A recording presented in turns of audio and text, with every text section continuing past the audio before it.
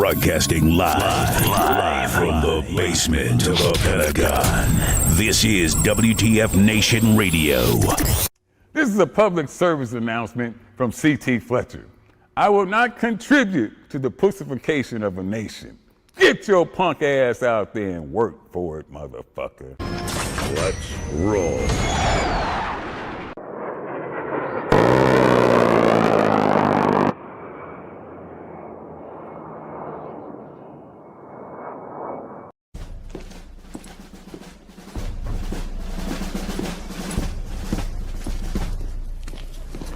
Morning, Sergeant Major. How do you know what kind of goddamn day it is?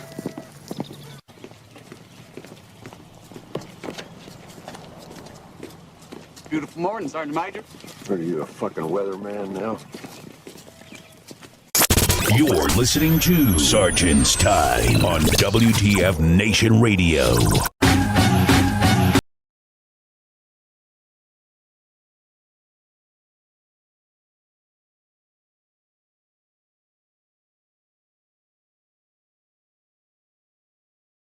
Live from the Functional Veteran Center of Excellence. Break 'em off, son. This is Sergeant's Time. New Summer WTF Moments and WTF Nation Radio. I'm your host, and of course, rocking in the gunner seat, just slaying them as Spiky. Hey y'all, that's me. Oh man, girl, how you been? What you doing? Hey. Oh, I'm outstanding. I have a 700-day streak on Duolingo today. That's my news. Oh, okay. Well, what's going on? What happened? What? I got a 700-day streak on Duolingo today. Oh, Espanol, right? Me and my Spanish are getting up there. Working the Spanglish. Yeah, that's it exactly. Exactly. Jinglish. Yeah, it's more. Because growing up in a mixed, multilingual family. We used to say Jinglish for German and Spanish, so it was like, because it would be the same thing for English and all that. So no, I hear you, man. I know what it's like. I know what it's like to have that multi. And then you start thinking in other languages too. Like when you're speaking something, you're trying to learn another language, and you're speaking it, and you're like, is this the structure? And then shit that you type out in English doesn't look right. You're just like, this doesn't look. You're like, so. I don't know what the feeling. Yeah, like seriously, like the reason why I had to bring that up is like right when we were about to come on, I'm like, oh my God, I got a little notification like, don't miss your streak. So like real quick, I'm like, let me do it like real fast, 45-second lesson so I don't miss my streak. Did I learn anything? Absolutely not. I was just doing a review real quick, so I did not miss my streak. Oh man. God, look, okay, everyone's talking about this and it's spit on that thing. It's been spit on that thing. The internet sensation of that chick talking about and holy crap, the domain page posted one meme, and I took hey, what's up, Begginator? Long time no see. I took a little peek, and I'm like, good Lord, this is dang, oh my God, the inbox has been filled with the memes. So you just gotta watch it. Look it up. Just look and then you'll see what the tour is about. So definitely need to update the 2024 meme calendar for June. That's right. That is the one for June, isn't it? Moment. Yeah, this is her moment. Yeah, her night begins to shine. So yeah, so it's like cool. Gonna have a good show tonight. We're gonna talk about timeline stuff on the main. We've not gone into the screenshot madness that we usually do for Sergeant's Time. This is, well, I mean, actually, that's only for Monday, I think. But anyways, we decided to do some stuff for Sergeant's Time because we getting some spicy. Is it hate? Is it drama? Is it friction? Is it what? It's all the above. It's all the above. It's like, dude, we're all on the same team. And we're cool. We all love you. You don't. Nobody needs to get mad at us for no reason. And holy shit, just because of one post that we make. Well, let me grab it up here, and then we'll talk. Put about it right there. And put it right here, and then I'll put it right here. Let me grab the here so that I can put it right here. Tonight we're gonna have a guest, Jack Dona. He's the guy that assisted Stolen Valor, Anthony Anderson, in the discourse, not really discourse, and calling out Congressman Niels and Steve Slaton. I want to make sure I get the name right. On unauthorized medals and unauthorized badges and lying. And I'll wait till he gets on here. This is some, this will be some good shit. And Jack is, oh man, Jackson is intense. He's tedious, and his knowledge is extremely, him working with Anthony, those two together have provided a pretty good story. Not really a story, but had laid out the facts, I should say. And the special guest is going to be the Hawk Tool girl. No, it's not going to be the Hawk Tool girl. As funny as it would be, I don't know. Maybe we should have her come on. But anyways, so we'll get to that. He's going to be coming on shortly. But I want to talk about. Okay, guys, I love you. Love you all. I love how we all get along. I love how we all have a good background with each other, and how we all like to post memes and jokes and stuff like that. But there was a meme that we posted, and it got freaking everybody got freaked out. Everyone was pretty upset because of the meme that we posted. And it is a meme that we have had posted before, and we kind of like joked about it right before it became a federal holiday. We're talking about Juneteenth. So happy Juneteenth celebration. We fully support it, and it was great. Like I said, it's about time we fucking got that shit going on. And matter of fact, me and you talked about it before, Spanky, about Juneteenth being a federally recognized holiday. We're talking about English and shit. Right. And we said, hey, there's other holidays that should come up. At any rate, so band page posted, which is pretty shared throughout the entire I guess you'd say the webosphere, the interwebs. And let me pull it up. And it's a picture of Vince McMahon in a do-rag. And in that, it's portraying, the meme is being portrayed as how awkward white commanders, that's usually who it is, on explaining the holiday of like Juneteenth. And so right. it basically is I'll here, let me post the meme up. I mean, here I'm fucking talking and blabbing it. So everyone's pissed off, saying that's not we shouldn't have posted it. Let me tell you what. If anything else, we thought it was fucking hilarious, because this right here depicts and this is no slight on white commanders, but white commanders, anytime there's something that has to do with the African American community, the black community, they're awkward about it. Me and you laughed about this meme. I mean, because they get really, it's almost like they get unsure of themselves just to explain Juneteenth. And it's like, just explain it. Just explain what's it about. Just whatever. So the meme depicts Vince McMahon and him trying to, I guess you would say, be on the level with the African American community, right? And right. That's how the meme is portrayed. We're making fun of, and we're memeing. The meme is, which we didn't even make the meme too, because we would have a watermark on it.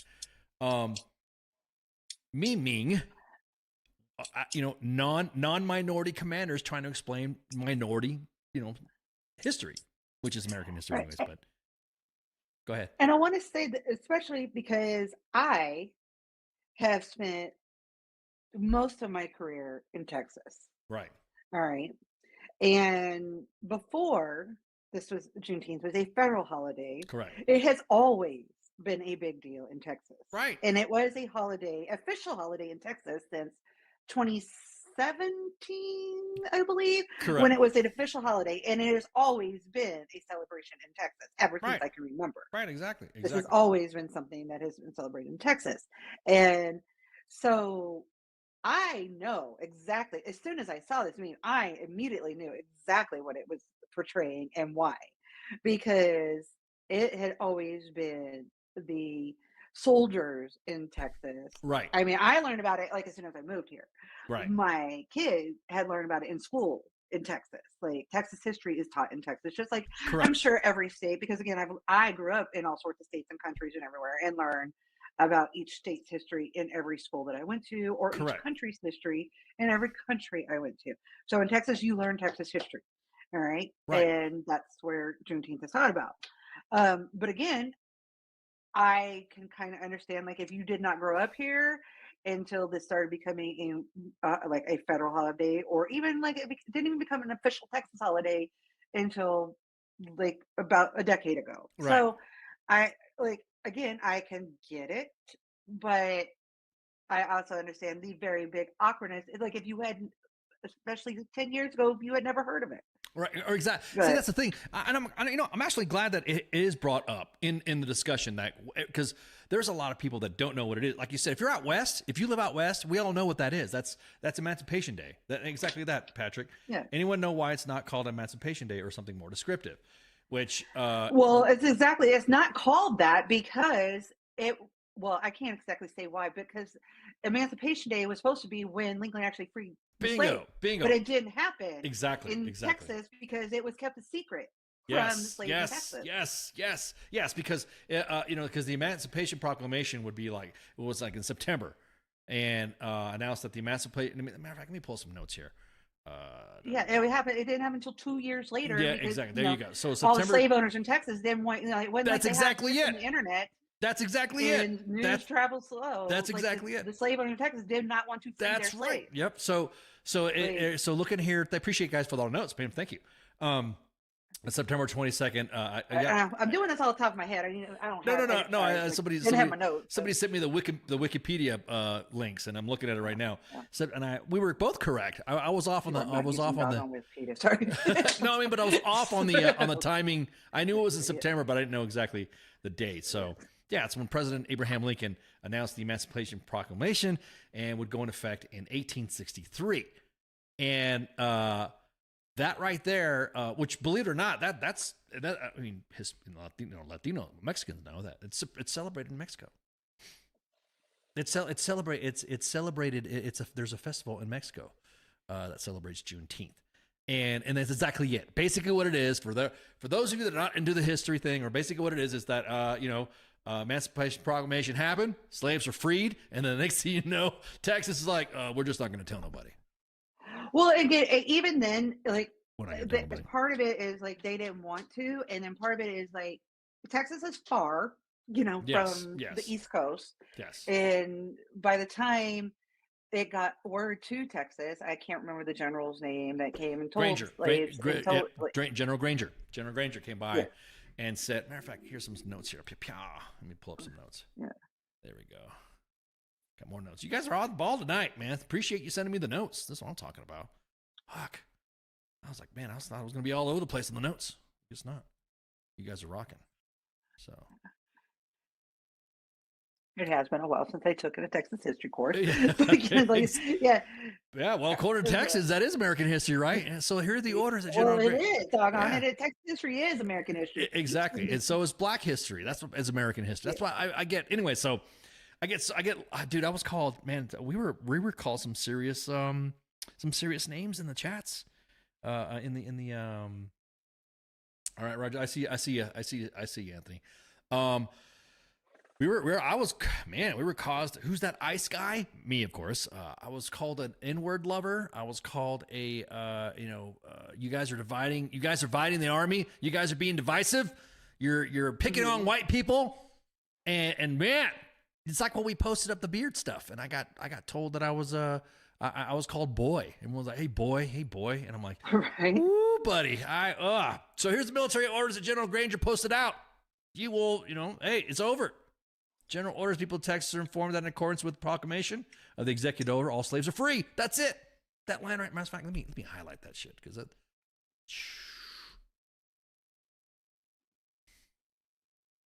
There we go. Let me get that higher right there. Bam. Are free. That's like first sentence. That's how long the word took to get to the slaves in Texas. Yeah, it was right there. Look at that. That's right there. Straight up. Could you imagine being a soldier walking around? It's like you almost went back in time or something like that. Even though it's been a couple of years. I mean, you've gone back in time. I'm like, how old was I back then? Cause is asking, how old was I back in that day? Ah, man. Let's see, 1865. Let's see. I think I just joined. I think it was just private at the time. So the war was over at that time. I always miss the big ones. And so this right here, that was it. All slaves are free. So again, that explanation right there, it's funny that the guessing is what is fucking up these is what's fucking up these leaders in describing what Juneteenth is. That's what's getting them in trouble. Right. And so if they're not understanding it, pick up a book before you go out before your formation and say, what is Juneteenth all about? The drama of everyone saying it shouldn't be a holiday. It's funny is that I love the fucking coy bullshit that some of the fucking haters like to talk about. Well, it's the guys from Texas saying that it's a made up holiday when everybody in fucking Texas knows it's not. Right, but no, that's just it, and it's like so insulting to people, especially here in Texas, because it's like, oh, you're talking about the Emancipation Proclamation that freed the slaves. No, the fuck it didn't. Yeah, you could say that all you want, but say it to like people that had like, especially that can trace their ancestry back. There were still slaves in Texas for 2 fucking years after Lincoln said that. Right, yeah, or signed that. Yeah, yeah. Exactly. So no, it did not free the slaves. You can, I mean, like I can write on this piece of paper right now, or put it this way: Biden can write whatever the fuck he wants an executive order, and that doesn't make it happen. Right, exactly. Like, you have to actually like make that executive order happen. Like, or IG, or who the fuck's in charge of the army right now? They can write whatever they want. If it's not happening down in the motor pool, it ain't fucking happening. Exactly. Columbus Day needs to be deleted. I agree. I think Columbus Day needs to be I'm going to have everybody like go nuts on me now about the Columbus Day stuff. But I think that shouldn't be a federal. I think that should be taken away, or leave it there or whatever. And I think it should be. I think the national holiday, that if you take away Columbus Day, then it should be vote election day. So every when it's time for the elections and it's time to vote, then that should be a holiday. That should be a time off, because you're not and it should be a federally paid holiday. The comments, and like I said, some of them were even out there on the open. Someone saying that we were being divisive. We were being so divisive to white commanders. And I'm thinking, are you fucking nuts? And then on the opposite end, we were told that it was being racist. And I'm like, we're posting a meme. I love exactly that. We were posting a meme making fun of ill-informed non-minority commanders, and we get called the racist because that was it. I'm like, whatever, man. So a couple points to even said immediately. It's always funny when we have a post going up and nobody says shit. But when it sees something, when sensitive feeling happens, then all of a sudden we're being divisive, and we should look up what AR 600-20 is for the Army Equal Opportunity Program. I'm like, bruh. Hey, what's up, JD? Okay, how about we're just telling you to learn what the holiday means? That's exactly. That's exactly what we're doing. Saying. Exactly. So it's pretty funny. That's what I'm saying. It was pretty funny to see all and like I said, we're never going to satisfy anybody. We're never going to make everybody happy. But that's exactly what that meme portrays. It is, it shows how commanders that do not know what Juneteenth means. I can't believe I gotta go meme-splaining now. Is that what I gotta do? I gotta. Welcome to the Center of Excellence, the wing of wing bravos, where we're gonna learn about memery and memology. And did those commanders tell you that I was woke? Yeah, we got told we were woke. I mean, look at the comments. Everyone's like, you should delete the comments. I was like, no, leave them comments up so that way those motherfuckers could all be, you can all see who they are. And you'll see some of them that are serving with you. You'll see veterans that are, oh, hey, you were cool and all that stuff. Hey, look, man, hey, I believe in free speech, but I also believe in them hands with free consequences that come along with it. I'm not saying freedom of. I'm just saying, if you post some shit and your buddies see it and they're looking at you, they all saw your post and they're looking at you all fucked up, and there are people of color. Guess what? You get what you get. Exactly. Exactly. And that's oh yeah, 2 years ago when I was explaining this, like, oh my god, I get so right. We did. Oh my god, yeah. And I'm like, I remember people show their true colors. Yeah, me and you were talking about it when it was just discussing it, and everyone was like, well, Biden did this and Trump did that. I'm gonna say, and Republicans did this. Do you know that? The bill, her name was to introduce into Congress. Her name's Opal Lee or something like that. I think it's Opal Lee. I want to make sure. Matter of fact, let me look it on here. Let me look it again. I must triple check on my info. See, now I got to double check on myself to make sure I'm good on that stuff. Yeah, name that was correct. Opal Lee. She's the everyone says that she's the one that introduced the legislation. This has been happening since the mid-90s. So if you're gonna get pissed off and say it's woke shit, wait a minute. Let's go back in the middle 90s then. Let's go back to who started Juneteenth. And every time she initiated this stuff or tried to introduce legislation for Juneteenth being a holiday. Sorry. Yeah, exactly that. Opal. Yeah, exactly that. Cause Opal is Juneteenth's grandmother. And so there you go. So you can look at everybody from the mid 90s all the way up to now. That's their fault. That's the fault where you need to lie this stuff. A lot of stuff comes to Congress anyways. That just like got me fucking riled up. I was like, fuck it. And was like, oh, you're gonna take this down? Nah, I'm not gonna take it down. Look at these comments. No, leave it up. I want everybody it. Now, here's the thing. If you are being attacked with racist attacks or comments, send us the snapshot of the individual.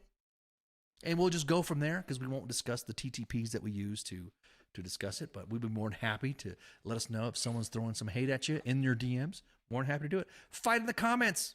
That's the reason why these motherfuckers exist. These fucking racists that want to post some shit, that want to say some stuff, they get no pushback. Fight back. That's not the way our army's supposed to be.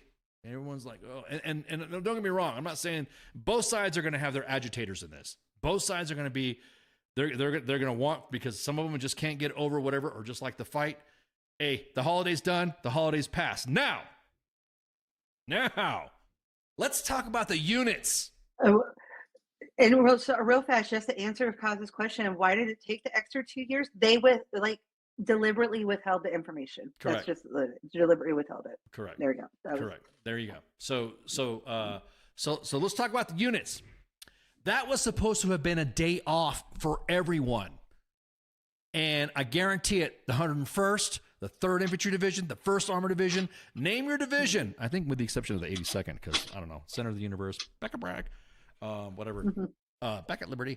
They made their soldiers work on that day. And then they said they would get a comp day, which we're waiting to see if that comp day is happening. Because then you, as an Army leader, not really supporting Army values, right? Isn't there an NCOER form that says supports EEO or some shit like that? And if you're making your soldiers, if you're making your soldiers working on a holiday that celebrates the freeing of the slaves, you're not supporting Army values with EEO. You're not supporting it.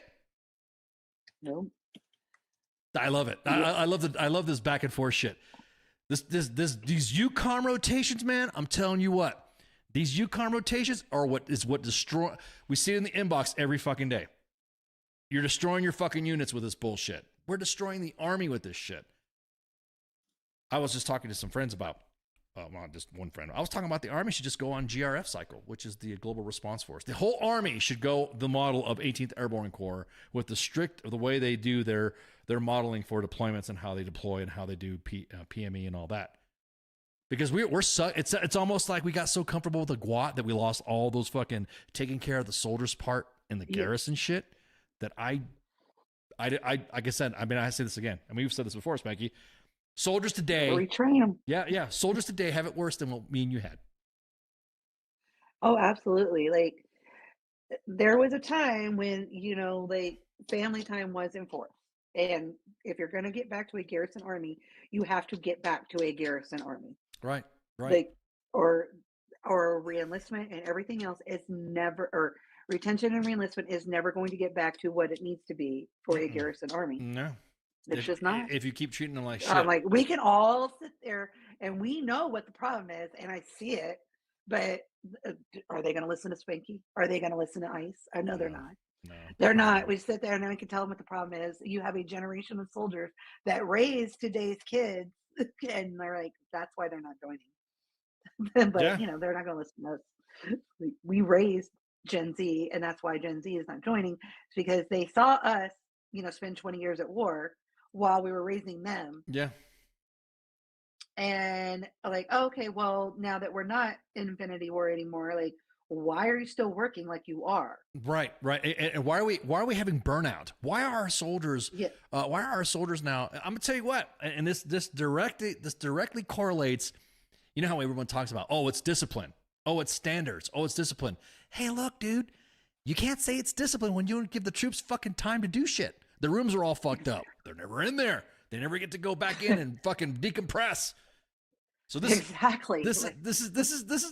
a message here that was posted out to everybody, and this is from the battalion commander of the organization that's deployed to EUCOM forward, right? And pick up trash if you walk past it. Yeah, okay, we got it. We know that. Okay. A platoon sergeant and above, 1800 tomorrow. We'll have an ESR class. Okay, here we go. Duty day ends at 2100 ish, not 1700. I'm sorry, man. I was stationed in Germany for almost a decade, and I don't remember seeing rotational units doing this shit back in the day. No, I've been on rotations. No, when you work till 2000, when you have something to do. Right. No, it's needs to be done 2 days. All you did was move garrison to your forward deployment, and now you're using it as deployed area because you've been to Kuwait. I've been to Kuwait. Yeah. We've been to Europe. We've seen all this shit. You've been to Korea, and you've seen. We've seen units. Yes. The units that are permanent party there. I was permanent party in Kuwait. And I've seen all the rotational units come over there. They don't do this shit. No, they don't. Even during they fall into the battle rhythm of the organization. I mean, don't get me wrong. They're not. Yeah. I'm not saying that they're not training. Or they might be working shift work, and they might be doing this, and they might be working like 24-hour ops, like for a couple weeks here and there. But this is not a daily thing. Yeah. And I'm sorry if you think EUCOM is a deployment, then I'm gonna tell you what. I will meme the fuck out of you and laugh at you. No, we've not talked about Steve yet. I will meme the hell out of you if you think EUCOM is deployment when I've lived in that country, when I've lived in Germany for so long, on the economy and on post. And so I laugh when everyone's like, this is combat deployment. This is deployment because we're here to deter Russian aggression and blah, blah, blah, blah, blah, blah. Do we need to start? Well, it doesn't matter if you do that at 1700 or 2100. Well, does it matter? Let the kids go to bed. Yeah, the kids go to bed. I'm sorry. Your normal standard garrison duty days back in the rear. And I'll say this. We could post what you guys are doing. I mean, hell, we just had a fucking CSM get a DUI and nothing happened to him. We've got no word about him. Or maybe he wouldn't have got a DUI if he was at work till 2100. Ooh, yeah, that's right. Well, why was he not there? I don't know. Why was he not on duty? Yeah. And why was he able to be out drinking? I bet he had GO on. Oh yeah. See, and that's another thing too. Is like that's why I don't believe in. Oh, you're listening to Sholo, Arizona. Well, there you go. Yeah, exactly that. JD says that he feels sorry for the families that are affected by this. You ain't lying. Oh yeah, like when can they call home? When can they call home? When? It's easier than ever to call home for free now with the internet and messaging and everything else. It's not like you got to go wait in line at a trailer with 6 phones. I almost feel like you had to 25 years ago. I almost feel like just go ahead and we should just start off a WTF moments Ukraine rotation or you know what I mean? For EUCOM forward. This is EUCOM. These are the same guys. And we're finding out we're making it a correlation here. We're trying to connect the dots here. And I think the final dot is, and this is our theory, is that exactly that, David, mass punishment. Here's our theory. The commanders that are making the rear D do multiple formations a fucking day, 8 formations a day, and then they make them stay the same day, that's the issue. No, that's the issue. Is. And I'll be honest with you, especially because you have such very few people on rear D that don't have like medical issues or anything else, because you do have to leave some people back that are healthy that can do all of that. Right, exactly. Now, Tori's look, I like Tori's comment in the chats. Army logic: protect the soldier when alcohol is a problem. Protect the soldier even still when they violate sharp. That's the thing. And I'm gonna tell you what. Hey, commanders. Hey, GOs. If you want to say it's discipline or it's a discipline issue, how about you police yourselves before you start making that shit? Before you make those pick up the trash when you walk past it. Yeah, pick it. Ooh, that's a good one on the GOs. Hey, pick up the trash if you walk past it. If the leaders would just police themselves overseas, I'm telling you what, the Joes are seeing this shit too. And we posted the picture of soldiers that were at a club that weren't supposed to be there because it was off limits, right? And then They're the ones that's off. But then we posted pics of them in the club. And everyone's like, well, why did you post it? It's no big deal. It's soldier in the club. You're right. It's not a big deal. There are soldiers in the club. However, these are their leaders that are telling them that they cannot go to said club. These are the same leaders that are telling them this is a GO1, but they're all fucking drinking.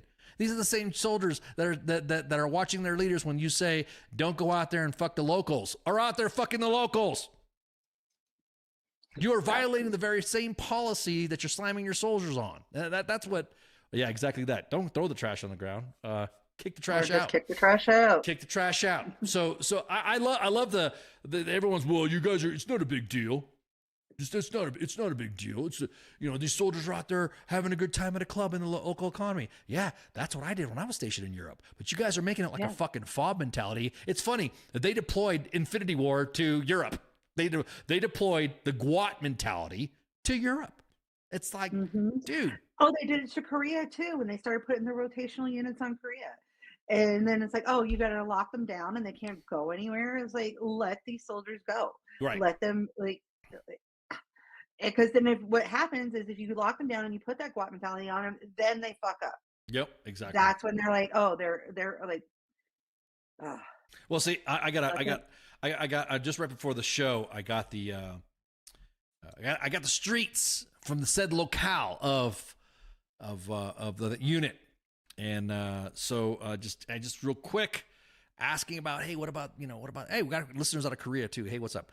So starting off, there are a lot of vehicles, and this quote unquote, so starting off, there are a lot of vehicles in our fleet that are deadline due to safety hazard. The battalion commander and sergeant major told us all NCOs and COs to tell us that if it can roll, it goes outside the base to drive, which is a huge safety risk. And it's going to end up killing one of my fellow comrades. I know me and others have been working 7 days a week for almost 3 weeks now. This unit does not care about our safety or our health.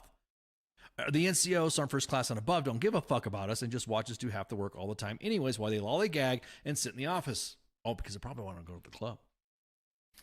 And basically, NCOs are thinking that privates can make them do their personal chores. And I guess there's some stuff that NCOs are doing with their Joes that may be morally and unethically sound. And so we're waiting for the details for that. So commanders, and this is a quote unquote, commanders are being bossed around by the first sergeant.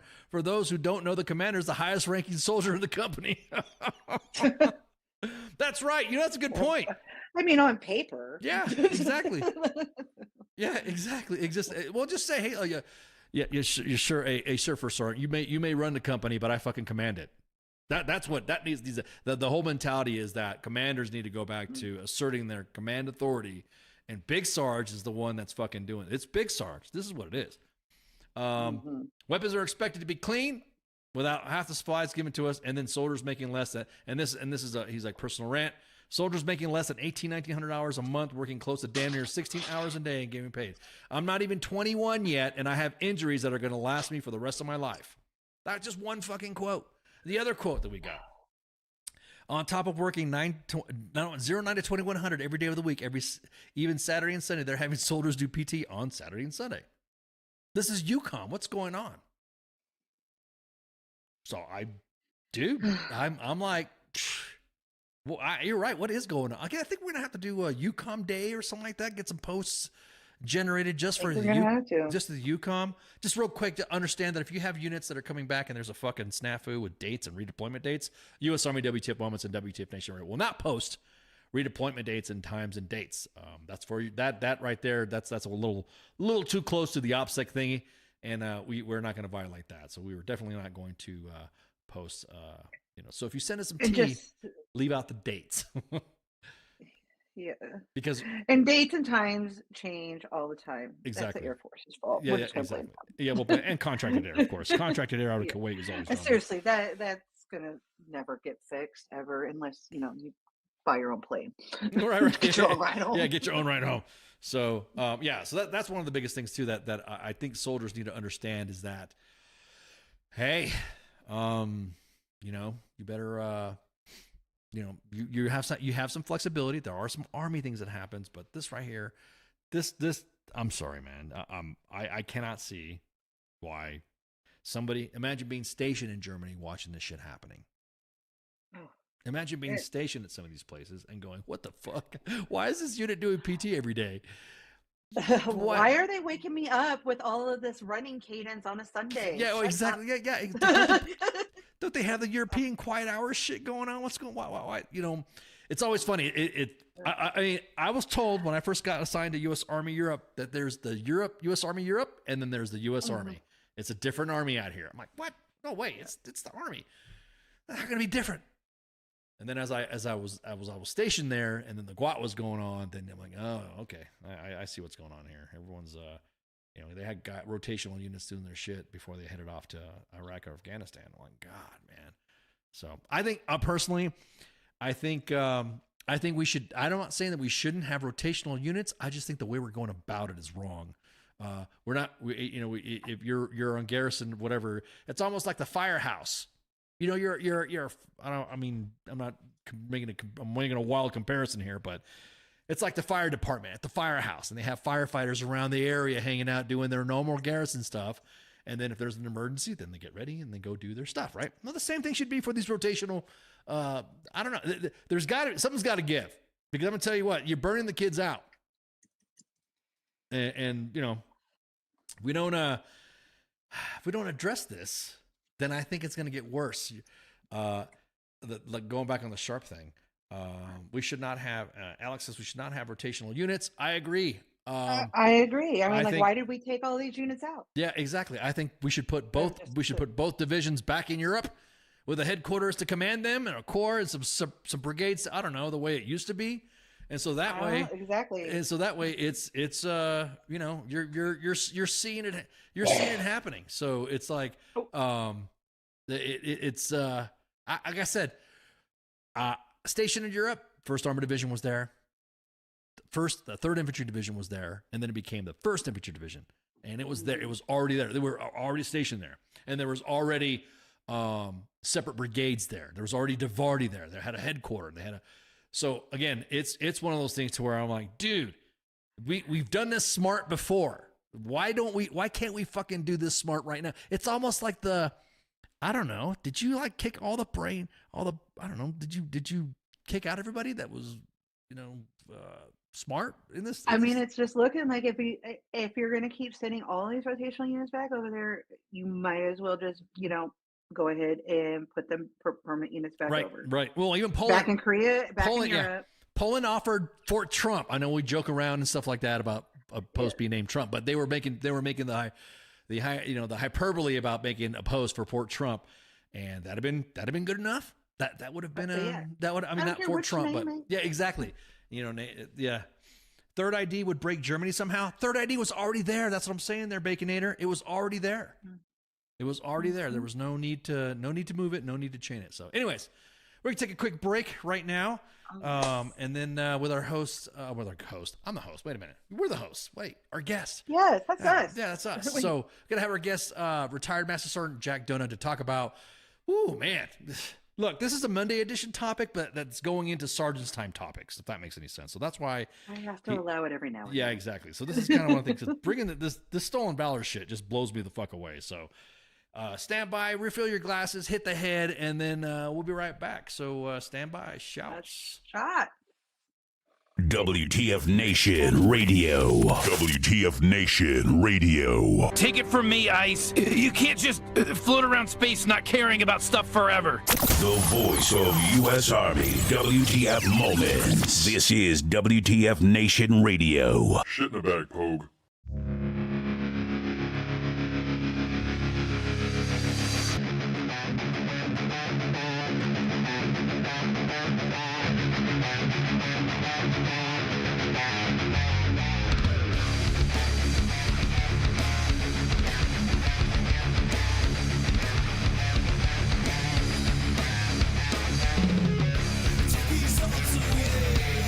Nothing feels the same.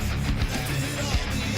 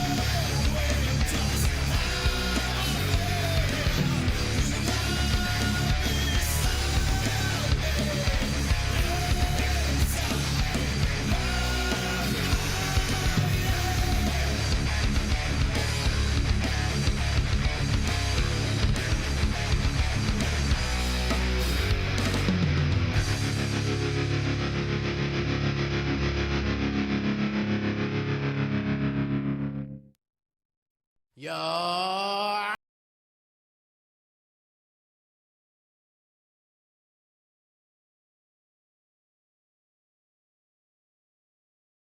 Don't mean to diss, don't mean to bring static. Or you cling onto your grandma's house. Grab your backstreet friend and get loud. Blowing doors off inches. Grab you with the pinches. And no, I didn't retire. I'll snatch it off with the needle nose pliers.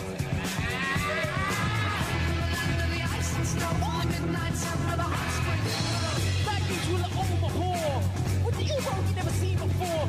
Gliding in the glaze like gold in the fucking way. Like a person with the bass so not goofy like they're in a haste so I'm a hip-hop making it nice with practice me running that you know. Oh.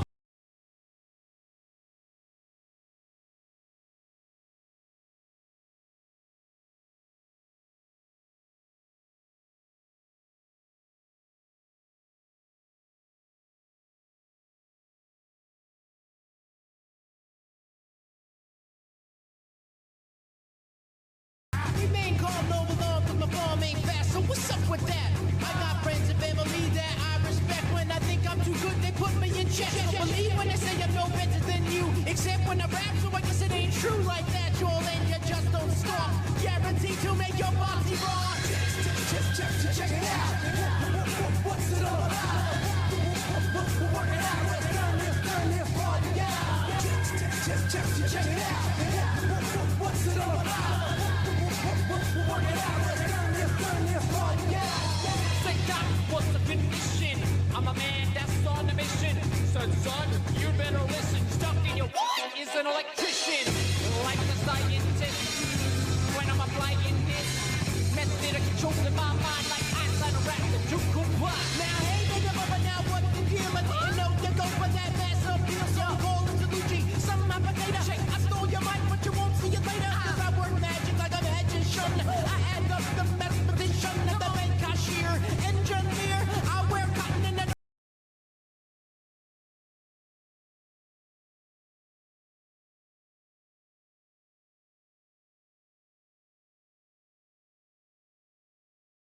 I'm going to cruise past ya. Don't money, don't jump yourself. Put that back on the shelf. Brains blazing, yeah, I'm phasing. My crew's amazing. We're working on the record, y'all, so just stay patient. Check it out. What's it all about? We're working out. Let's turn this party out. Check it out. What's it all about? We're working out. Let's turn this party out. Now I go by the name of the King and Rock. I don't wear a cup nor a jock. I bring the that's beyond bizarre, like Miss Piggy. I am the one with the clientele. You say at rock, you rock so well. I got class like pink champagne. MTA got the mic.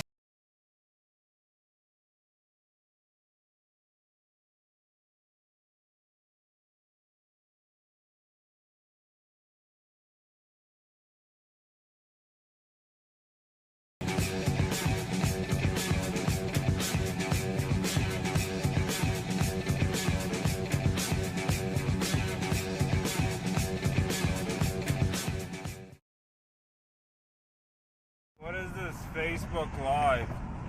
I've never heard of this shit. I am here determined to stop this future atrocity. This station is now the ultimate power in the universe. I suggest we use it. The voice of U.S. Army, WTF Moments. This is WTF Nation Radio. I find your lack of faith disturbing. Everything stated on WTF Nation Radio is to be considered the opinion of the person that stated it, and not an official representation of WTF Nation Radio or U.S. Army WTF Moments. Price does not include tax, title, or license. Some assembly required. Each item sold separately. Batteries not included. Objects in mirror are closer than they appear. If conditions persist, contact a physician. Individual results may vary. Keep out of the reach of children. Avoid prolonged exposure to direct sunlight. Keep in a cool, dark place. And please enjoy the show. Shots.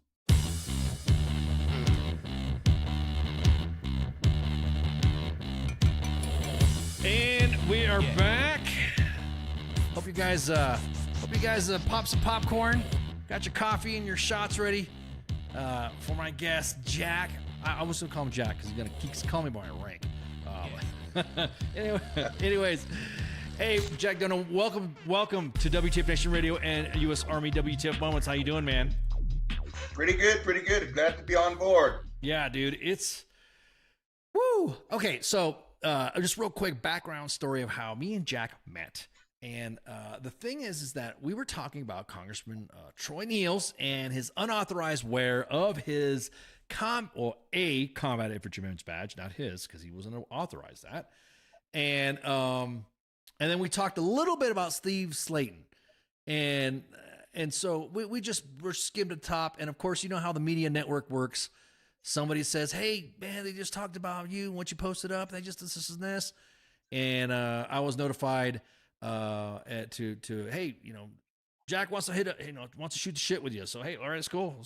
Let's shoot the shit. We started talking, and we realized there's more to the story that I had posted. Now, to refresh your memory from the last segment when we did, it was our scammers and stolen valor stuff. And I said I like the fact that these guys are calling Steve Slaton out. I'll probably call him Slaton in between. It's like however you guys call me, Ramos or Ramos. But anyways, so here is the door hangers. I love this. This is awesome. This is like psyop shit right here. Dropping leaflets, dropping door mailers, saying that Steve Slaton is stolen valor, fake Vietnam combat veteran. Now, you guys remember I posted some DD-214s. We didn't get too much in the details about it. That one was the actual one and one was the fake one. Well, Jack is the guy that with Anthony Anderson from Stolen Valor, Guardians of Valor, highlighted this stuff. So welcome, Jack. Sorry for the long intro. No worries. Glad to be on board, Ken. So a little bit about my background for your listening audience. I'm a retired U.S. Army Master Sergeant. I spent roughly 4 decades in the intelligence community as an intelligence electronic warfare maintainer, and then subsequently as a field systems engineer for Department of Defense. Been overseas quite a few times, been to the sandbox as a contractor. Most notable thing that I'm most proud of, achievement that I was inducted into the Military Intelligence Hall of Fame as a Knowlton recipient. So I am a Knowlton recipient. My name is in the book. Oh, wow. Congrats. I didn't know that. Congrats. Yeah. So, I mean, and I worked for the NSA for roughly 5 years. So I ran a training cell for the National Security Agency for 5 years. So that's pretty much my background. What happened, how I got drug into this was I do a lot of totally free work, analytics and some messaging for the some of the elected officials up at the state capitol. So I was approached by retired Lieutenant Colonel Wendy Rogers, who is a sitting state senator up there at the legislature. And basically she contacted me and told me that, and I don't even know who this guy Slaton is, and I don't know who this other guy Blackman is, but basically she told me that there was this guy Walt Blackman. He's running for the state legislature against this guy Slaton, and this guy Blackman had doctored a DD Form 214, and that she wanted me to analyze it, and she wanted me to analyze the Slaton document. And she gave me less than 24 hours because I guess they were going to do a radio program and they were going to expose all of this. So I took a look at both documents, and my initial analysis, and I still stand by it. My initial analysis was I found that the purported document DD Form 214 attributed to Steve Slaton appeared to have aged correctly, that there was no recent alterations, that it appeared that it was a period correct DD Form 214, and there was some problems attributed with formatting and a seal that I'd never seen before on the Walt Blackman documents.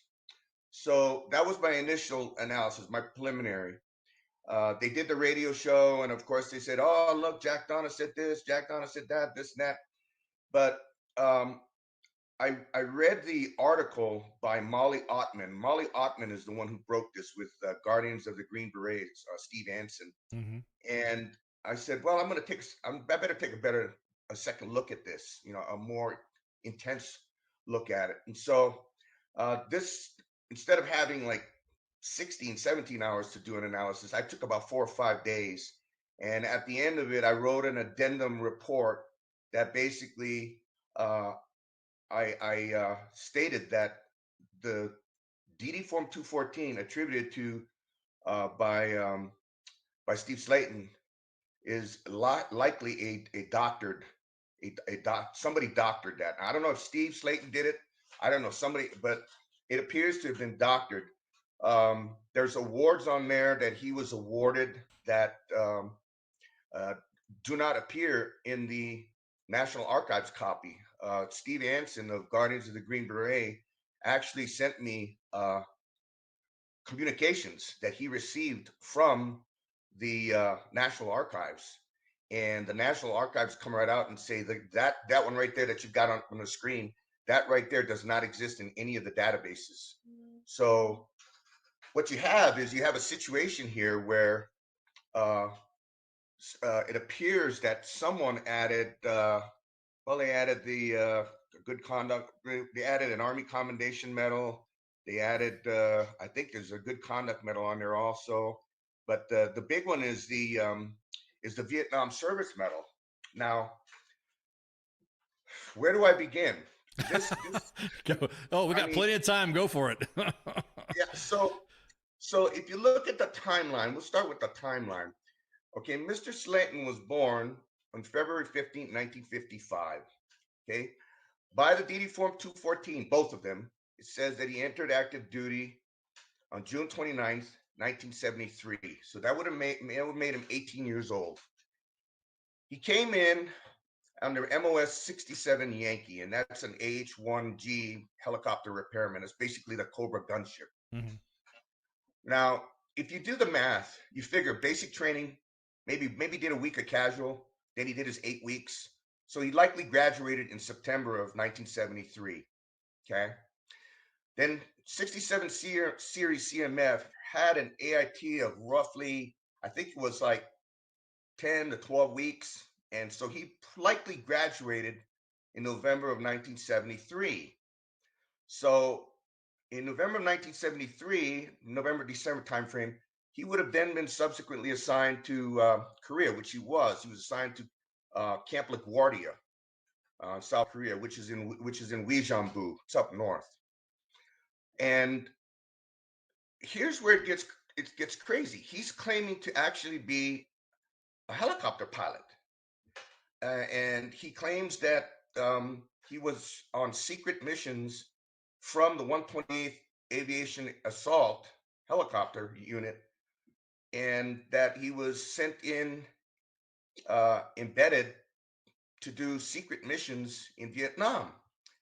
Yeah, that's the 128th yearbook. Yeah, I'm using your arts and crafts to help the story along. Go for it, man. This is good. I love this. This is some good tea. What was really funny was we had a guy on, and I didn't even realize it. I mean, he told me his background. We have a guy in our think tank. I run a think tank called the Conrad Group, and this guy's a retired GS-15. You know, he was a DIA. He was Defense Intelligence Agency, and he goes, hey, Dona. You know, I was in the 128th. That's his yearbook. Yeah, that he was actually at the 128th 3 years after Slaton was there. As a matter of fact, now that you mentioned that, I got the thread from his pictures, and that's the one right there that he was at Camp LaGuardia. This is, and he even said that I was assigned to the 128th for the whole year of 1978. My yearbook cover looks nearly identical. Here are the pictures from Camp LaGuardia, Korea, that I found on the web. It's gone now, and the subway train station runs through the middle of it. And so, that's a different guy. That's a different guy. Oh shit. Okay, there you go. That guy saw the posting, and so him and the guy on my think tank, they got together because they were trying to come up with a name, somebody who had been there 3 years before. We're still trying to find somebody that may have known Slaton back then. But so I'm looking at this and I'm saying to myself, now I come from an aviation background. That was I was intelligence electronic warfare. I was on fixed wing surveillance aircraft, the OB-1D, the RB-1D. Yep. Oh man, yeah. So just to Yeah, exactly. I was about ready to say, I brought this up a couple times that I was stationed at the 504th MI Brigade at 15th MI Battalion with Guardrail and OV1 and the Pioneer and Hunter UAS. So, oh man, you're speaking my language, man. You're speaking my language. Yeah, in fact, when the 15th stood down their Mohawks, they took the whole inventory of Mohawks and they moved them all to the 224th. Yep. And we went through all of the 15th MI stuff, and we basically direct exchanged all of our junk with their stuff, and then we sent everything to Toby Hanna. Yeah. So, Dude, that was an awesome. That I was saying that time in AE aerial exploitation was awesome because that was you're seeing new technologies emerge, and the new guardrail coming out. Man, that's a whole nother podcast. So real quick, so that other guy that I just posted, that's a different guy. Then that's a different guy. Okay. Yeah, it's a different guy. So anyway, so those two guys got together and they said, hey, there were a lot of old timers that kept extending that had been in the NAM, but with the 128th Air Assault, but they like the Ville life in Korea. They loved being overseas. And so they had extended for year after year after year. And so, I spoke to him, says, hey, GIs talk, and stuff, were there any tall tales of any super secret classified missions coming from the 120? He says, absolutely none. There was no talk like that whatsoever. Now, the Vietnam guys talked about when they were in Vietnam, but according to the yearbook and according to both of these guys, the last assets were pulled out February, March of 73. Mm-hmm. So that's way before. Yeah, exactly. Slaton even enlisted. But see, here's where it gets really, really crazy. It gets crazy because he's claiming to be a helicopter pilot, okay? But where's his crew member badge? Yeah. It's not on either one of the DD Form 214. So somebody forgot. It's like, wait a minute, if I'm going to claim to be a pilot, I better type. Right. Yeah. As a matter of fact, let me pull the Doctor 214 up. Let me pull it back up again. Let me put There's no air crew member badge. Exactly. And if you were a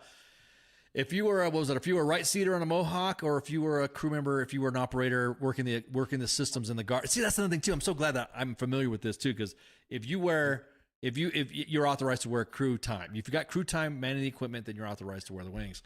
Yep. And so you're right. I don't see the only thing I see now. This is the part that makes me laugh. Is there's not only there's no crew badge in there, but I have never fucking heard of a Nixon Vietnamese program. What? Hang on. For you guys that don't know, you can't read it. You guys can see the screen. Let me blow it up here. So here we go. The Nixon Vietnamese program in 1974. What is that? What is he even talking about in this post? That's the ultra super secret mission that Colonel Kurtz. Hey, I went to jump school in my 30s too. Come on, we can relate. Ooh, maybe we don't know what he's talking. Ooh, maybe we don't know. Yeah. So he he came in. He didn't have the badge. I got Anthony Anderson. Stolen Valor is inside the chats too. And so he was with B.A. Baracus from the A team. He was. Anthony was the second guy to grab onto this, and he pulled all the records too, and he got the same response from the National Records Center, and then military phonies got involved in it. Same answer, and then I guess Valor Guardians was the last ones. They grabbed onto it, and they got the same response. And Bram Resnick of NBC News, he pulled the records. He got the same response. So I mean, it's like this guy, Steve Slaton, who's running for State House Representatives up there in Phoenix, has got the only DD Form 214 in the world that shows that he served in Vietnam. So, there's a problem here. Yeah. As a matter of fact, let me grab his 2-1, because now we use SRBs and ERBs and stuff like that. And so let me window cap his. Because back in the day, we used to have what's called a 201 file. And inside that 201 file was the 2 alpha and 2-1. The 2 alphas that had all your significant information. The 2-1 is a green folder that goes inside your 201 file and has a listing of your assignments, your scores, your combat deployments. It's basically what the SRB, or what we used to call the ERB, that's what it is now. That's what it is now. So this is what everybody has been able to find. This document right here is the 2-1 that everyone's saying, hey, look, this is the streets. Did we also have like the wasn't there a guy who a reporter, a Military Times reporter, he's the guy that maintains the Wall of Valor, the digital Wall of Valor. Even he came out and said, oh really? Yeah, wow. This is BS too. Or maybe no, I'm sorry. I'm sorry. I'm getting my Stolen Valor stories confused because there's him and Congressman Niels right now that are perpetrating their fucking fraud. There's so many of them. Yeah, it is. Depressing. Yeah, exactly. So, hey, also I want to give a shout out to Mountain Daily Star too for linking us up together, man. This has been a good trip. So without them, if you guys don't see it, they're in the chats. They're we follow them. Molly Ottman. Yeah, that's who I was about ready to say. Molly Ottman, your trusted news source, of course, for Navajo and Apache counties. So I always help out their plug. You know what I mean? Because I'm gonna tell you what, they're the ones that were ringing the bell on this, and Doug Sterner. Thank you, Anthony Anderson. It was Doug Sterner. These guys are the ones that brought it up. These guys. Molly was the one that brought this to attention. Now, everyone says, okay, why? Look, okay, he's Stolen Valor. He's posting all this shit up. Why is it important for the veteran community to know what makes this a big deal with this guy, with Steve Slaton? Well, it's important for one very basic reason. I mean, besides the fact that it deals with integrity, and I mean we were all drilled that when we first joined the military. You know, your integrity is that's it. Your word is your bond. Once you lose your integrity, that's it. You're gone. I mean, there's any number of problems with. Say he wins the election, what guarantee do we have that if this was done on his behalf? I don't know if he actually doctored this DD Form 214 or not. Okay, but yeah, he remembered to wear a crew member badge that time. Yeah, exactly. Look at that shit, man. Like what? Yeah, but anyway, I mean, what's to say he wouldn't take a bribe? Yeah. No, you're right. What's to say somebody couldn't turn around and say, okay, we have the goods on you. We know you doctored these forms. We're blackmailing you now. Mm-hmm. Yeah. I mean, at this point though, he's not. I just checked out his socials, and he's not posted since the end of May. He's been real quiet on the internet, and so Gary says in the chats he's trying to gain a position on false claims, and what is he going to do in that position? And that's a good point. What's his? I mean, we didn't even talk about where he's running. Where is he running, and who's he running against, and what district is it in Arizona? It's Legislative District 7. It's up north.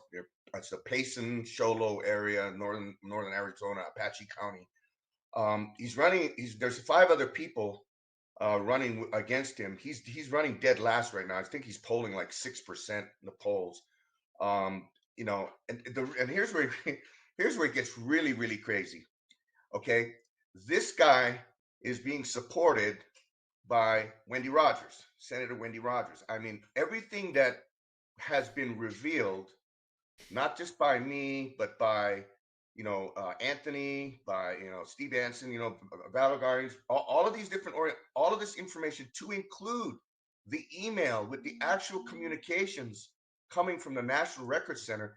All of this has been forwarded to these politicians, all of them, the ones that have endorsed him, to include Wendy Rogers, and they will not condemn it. I can't. It's just it boggles my mind. The only response that I keep getting, and Janine Ford this morning mentioned that basically she got a response from the Carrie Lake campaign saying, we will not support or endorse anyone who is convicted of stolen valor. So here we go. I mean, So now this gets into that goes into the next topic. It's almost like they're like censoring this shit. It's like to what gain that if the entire veteran community knows this guy's a fraud, and the veteran community has proven for him to be a fraud, Yes. what's happening in the other? What's the other angle? This is a mystery because Wendy. Someone said I've emailed her and she blocked me on social media and called me a liar on a radio show. And this is Wendy Rogers said on Monday that the radio on the radio that he is a combat veteran. This is from Melody Judd in the X chats, and so I emailed her as well. By now, Ken, somebody by now. I mean, this broke in late March of this year, early April. Yeah. By now, That's by now, somebody would have come forward and said, "Yea, verily, I was with Steve Slaton in Vietnam. We were part of it." All of the. I mean, come on. I worked MI. You worked MI. I mean, look, all of the classified stuff from the Vietnam era, it's all been declassified. Yes, we were in Laos. Yes, we were in Cambodia. And if there was some super secret mission from the 128th to help with the evac of Vietnam, somebody would have stepped forward and said something. Right, exactly. Not to mention the fact that we also there's a MacVSOG account on Twitter that highlights all the recon teams and highlights all the unconventional warfare stuff and highlights the declassified clandestine missions that you were just talking about.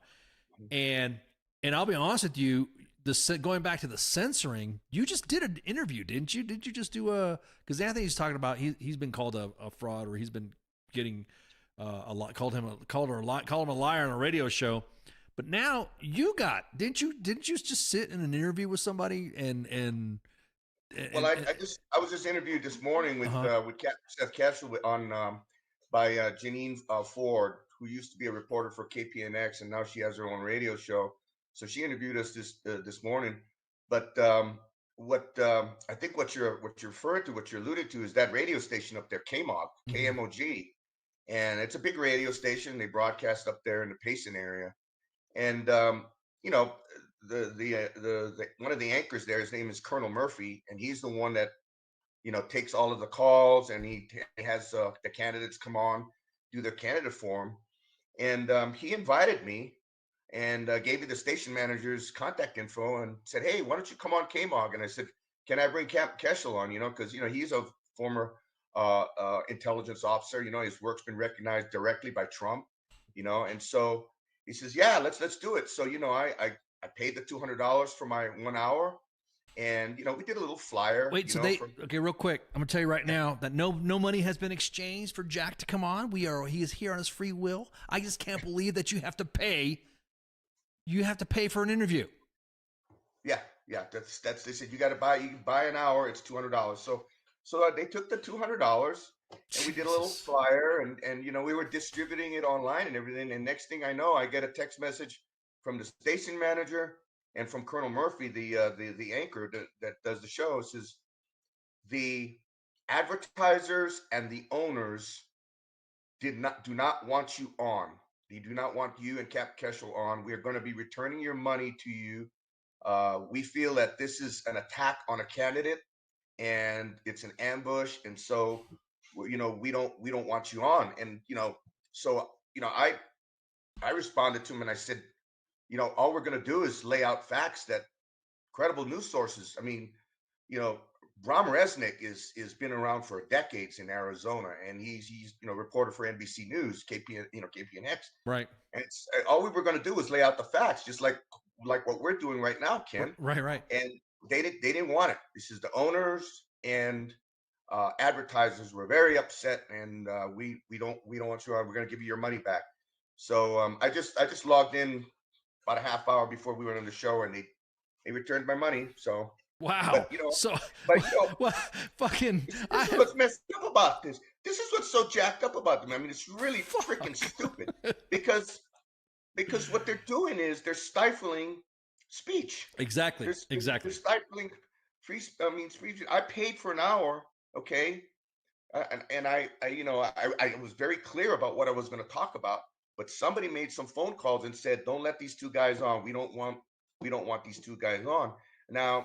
My response to both the station manager and Colonel Murphy was, my dad escaped communist Nicaragua, okay, in the 40s when the Somozas first came into power. Whole family had to flee communism. And this is how it starts. You start canceling free speech. You start stifling free speech.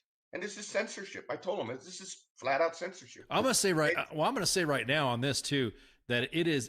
I'm sorry.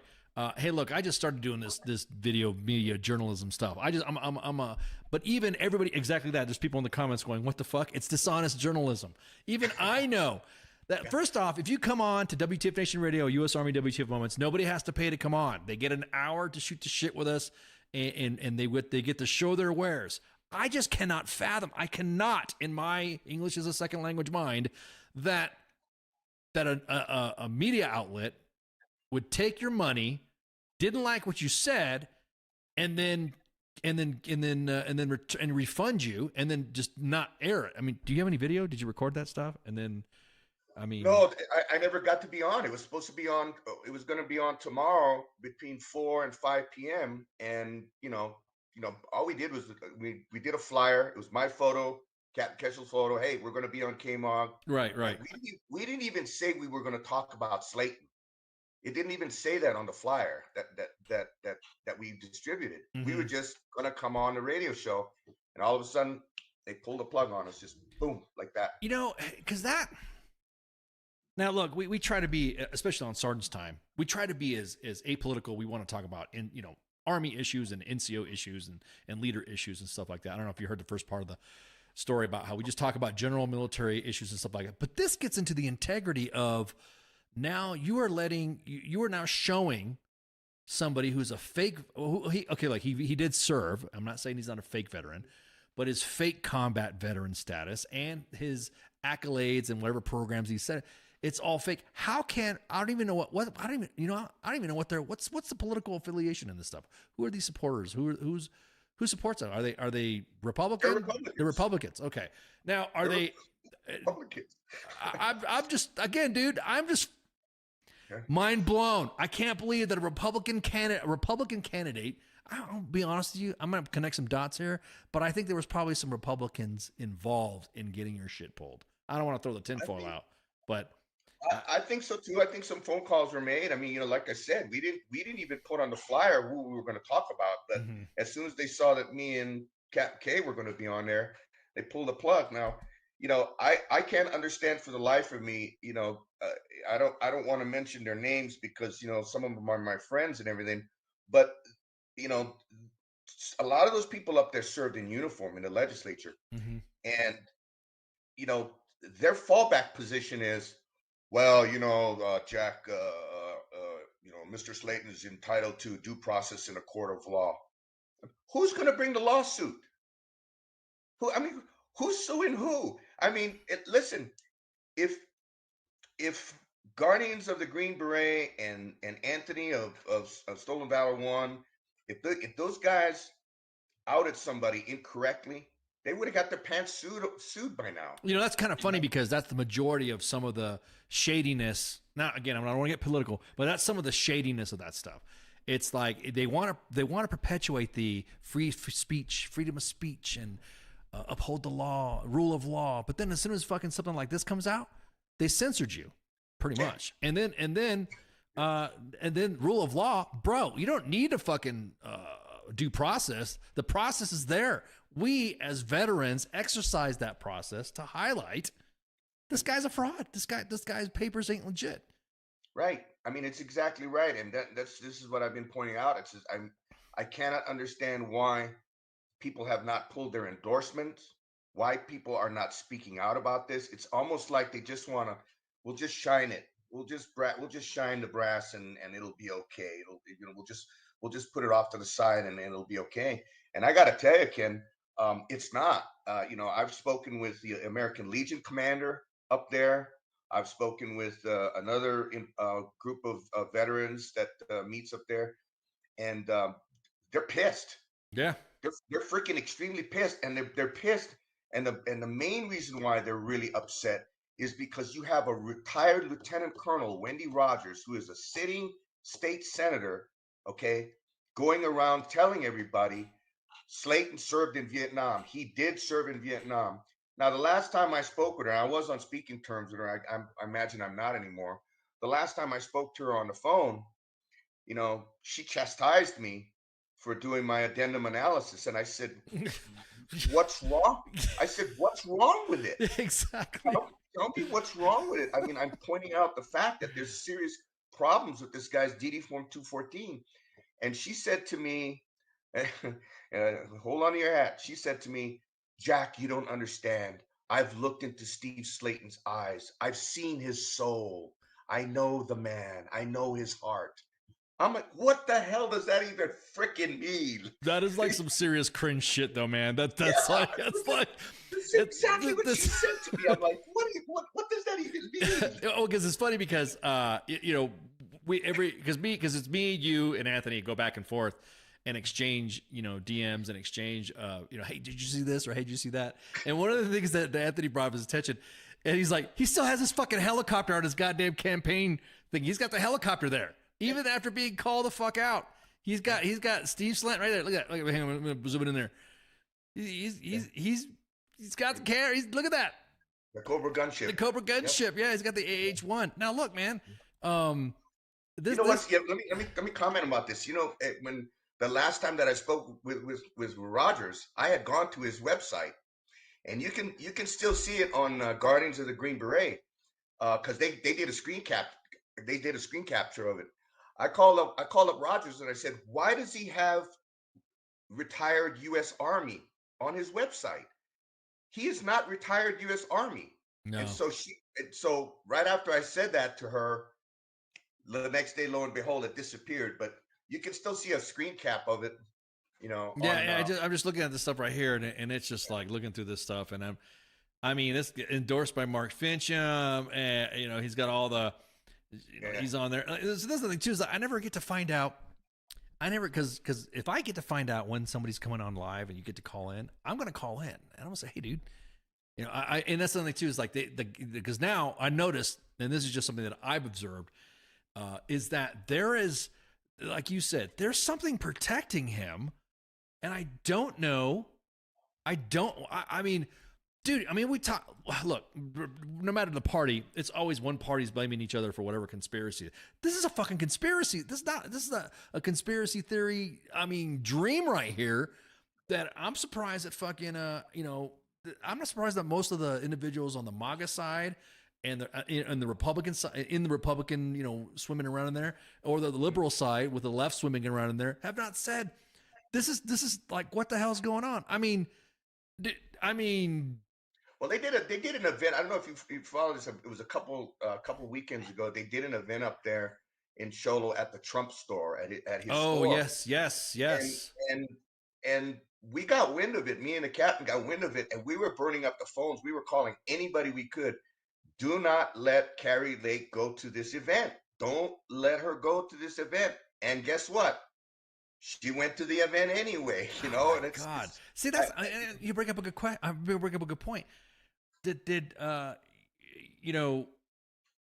was like, so Melody says in the X chat he still has that on his truck. Yesterday when I was downtown, Anthony Anderson says I spoke to Eli Cranes because he endorsed him as well. So they know as well. So I'm wondering. All know. I'm like, I wasn't going to mention Eli's name, but I also mentioned to Congressman Crane, I said, this is not rocket science. Right. You have one individual on the planet waving around a DD-214 that the Veterans Administration says doesn't exist. The National Record Center, our National Archive says doesn't exist. Military Personnel Record Centers, it doesn't exist. Mm-hmm.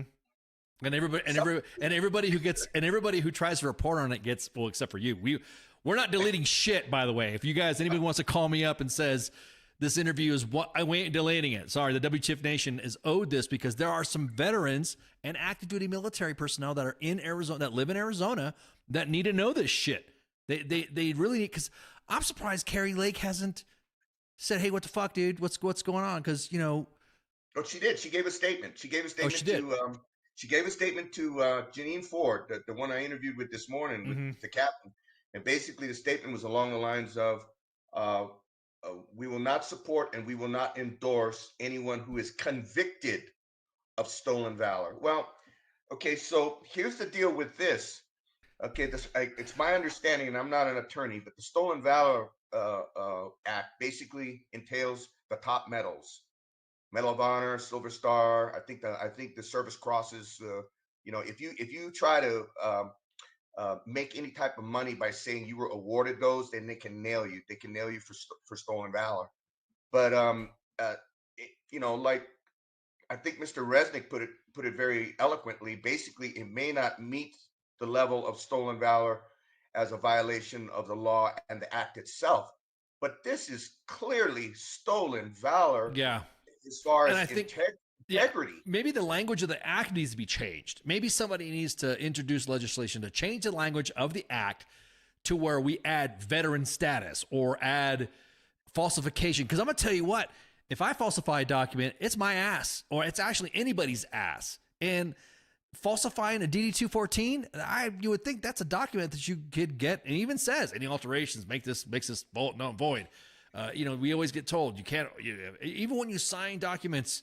If you sign documents, are you under the penalty of perjury? Do you sign this according to the 1974 Privacy Act? Blah blah blah. You get threatened when you sign military documents all the time. And Anthony just said he could be convicted for forgery of a DD-214. So I really don't get. If he did it, as I'm saying, it's almost like you're fucking Kerry Lake is fucking tap dancing around this topic. Well, only if he's convicted, knowing that's like saying, I'm not going to support anybody who's not been convicted of a jaywalking offense. Well, I go you one better. Yeah, I see that you just my neighbor just ran over his wife and multiple times, but he's not really guilty of murder until he's convicted in a court of law. Come on. Oh, dude, it's like the Army's domestic violence shit. The Army pisses me off with the domestic violence stuff all the fucking time. It's like, make up your fucking mind. It's like domestic violence in the Army. You should ask if you get thrown in jail or thrown underneath the prison after your court martial. And then they want to have these additional agencies that go through. And clearly we saw somebody get the shit beat out of them, or clearly this video of abuse and assault. And the Army's like, well, we just gave him a general letter of reprimand. And you're like, what? Why? If the guy was a civilian, I mean, I think, I'll be honest with you. I mean, this right here, everyone in the comments here, the law centered around awards, medals should be also include claims of actions. Exactly that, Michael in the Facebook chats. And then we have Alex in the Facebook chat, Stolen Valor Act 2013. That's what Jack is talking about. Law amends the federal criminal code to make it a crime for claim received valor award specific in the act with the intention of obtaining money, property, or other tangible benefit by convincing another that he or she received the award. That's the change of the language that we're talking about, guys. Well, then maybe I don't know, because basically if a couple of Vietnam veterans come forward and they say, hey, you know what? We gave money to this guy's campaign specifically because we're NAM vets. We really are fought there, and we thought he was a brother in arms. You know? Right, exactly. And going back to the other part too, this also Stolen Valor Act amends the federal criminal code. Sorry, English is my second language again. Otra vez en español. And so the provisions relating to fraudulent claims. Now I'm reading from the act. Subject to a fine, imprisonment not more than a year for individual to intent, blah blah blah blah, who fraudulently holds himself a recipient of the Medal of Honor, Distinguished Service Cross, Navy Cross, Air Force Cross, Silver Star, Bronze Star, I didn't know that, Combat Action Ribbon, and Combat Infantryman's Badge. Wow. We got a congressman walking around flaunting to everybody that he's Congressman Troy Niels. He's been on our radar, and as well as this too. He's on everybody's radar. Yeah. So I'll be honest with you. I think Kerry Lake is just using that as kind of like, okay, we know he's not going to get busted for this shit, so I'll just say that. Or, you know what I mean? Does she?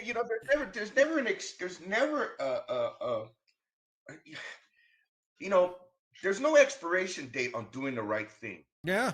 I mean, and the thing is what it is. It's the thing speaks for itself. Now it's my understanding. I heard from Guardians of the Green Beret that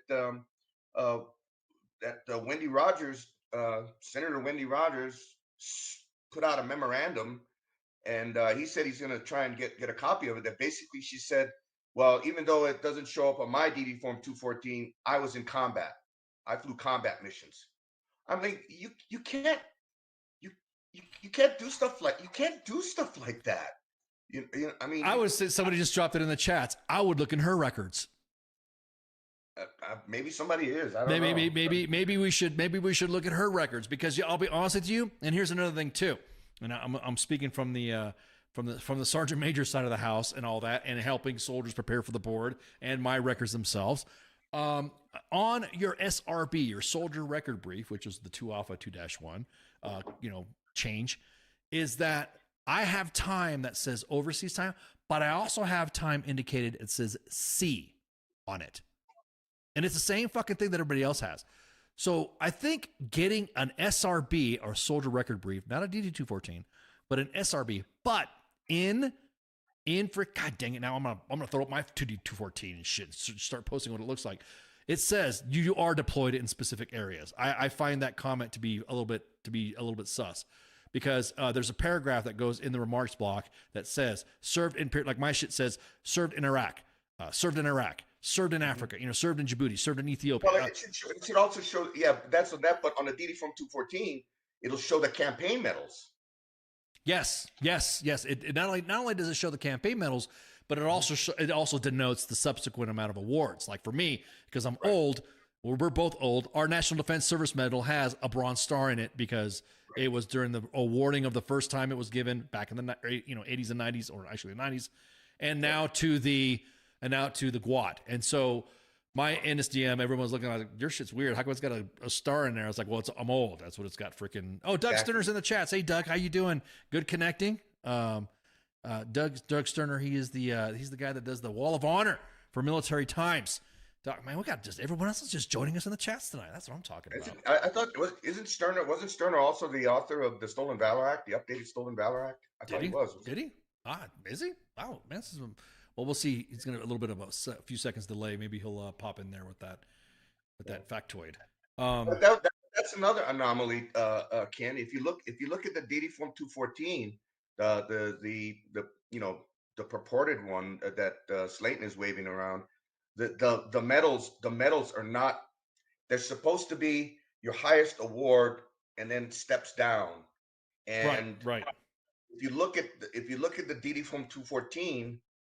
It's exactly opposite. It's like, Yeah, because I'm looking at my round. Service in Iraq, this time to this time. Service in Iraq, this time to this time.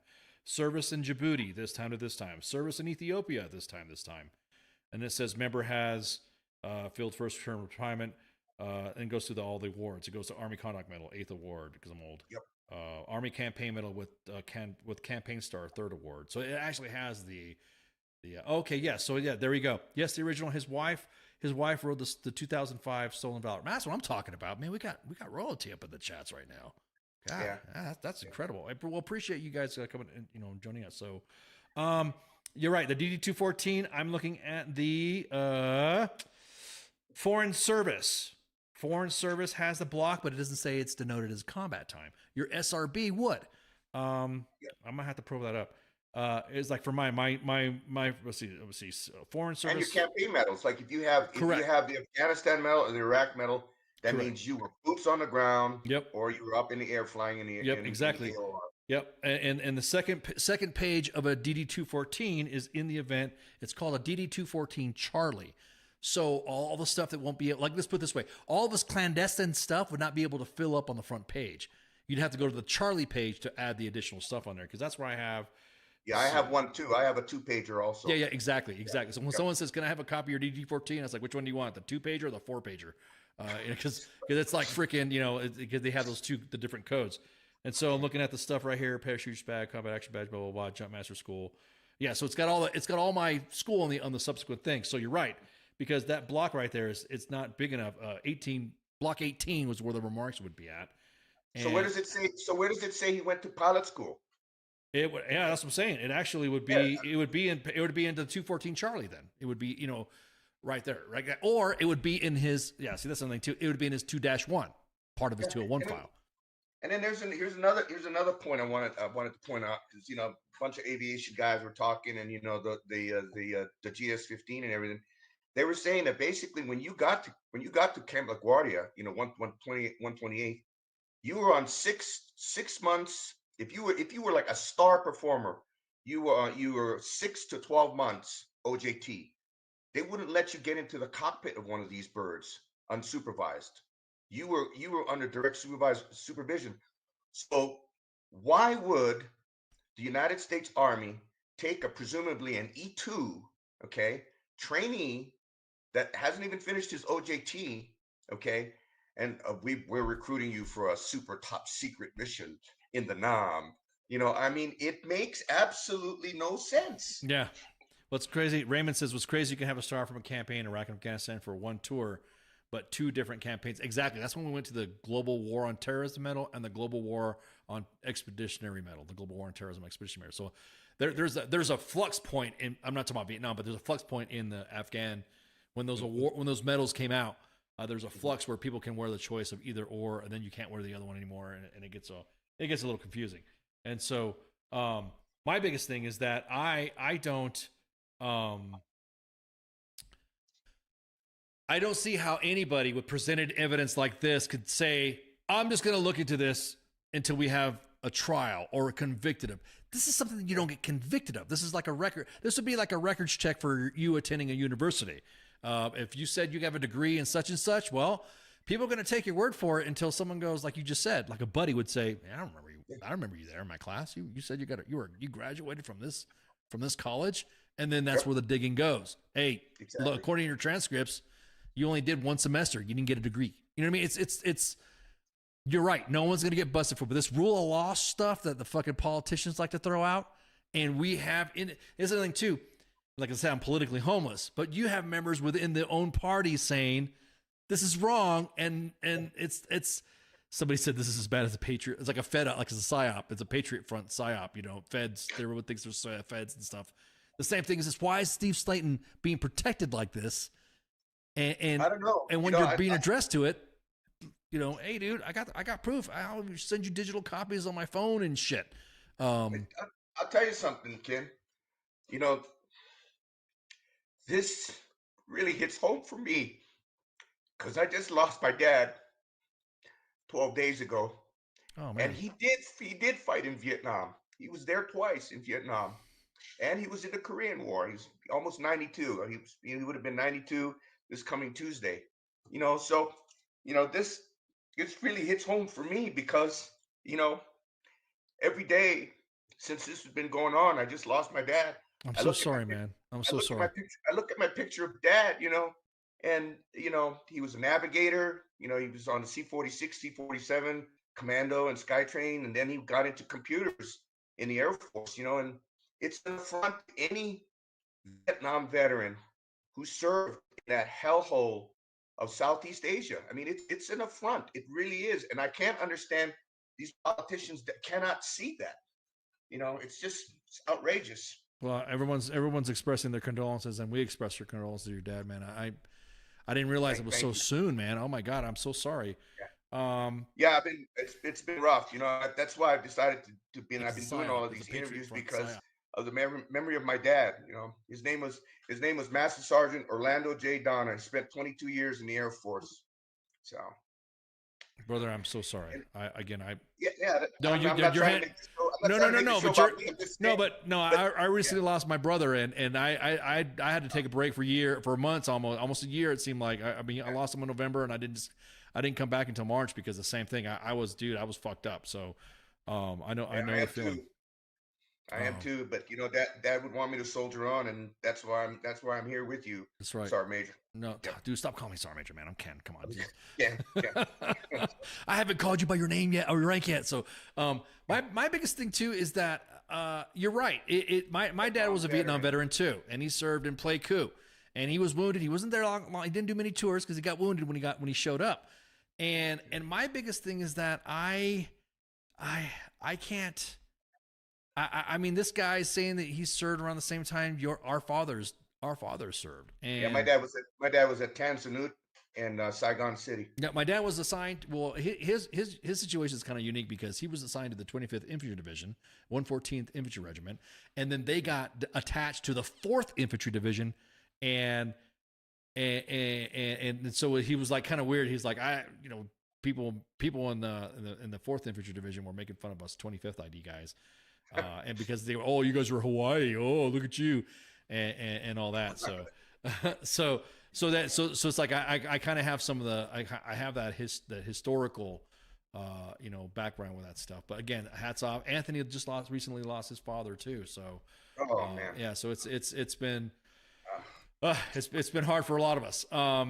But like you said, they'd want us to soldier on. They'd want us to continue this fight because, like you said, this is disrespectful, dude. Just look, dude. I'm look at the wall. It's a slap in the face. It's a slap in the face to anybody who served there in Vietnam. I mean, it is. I mean, and the prevarication, the falsehood is just so blatant. It's so obvious.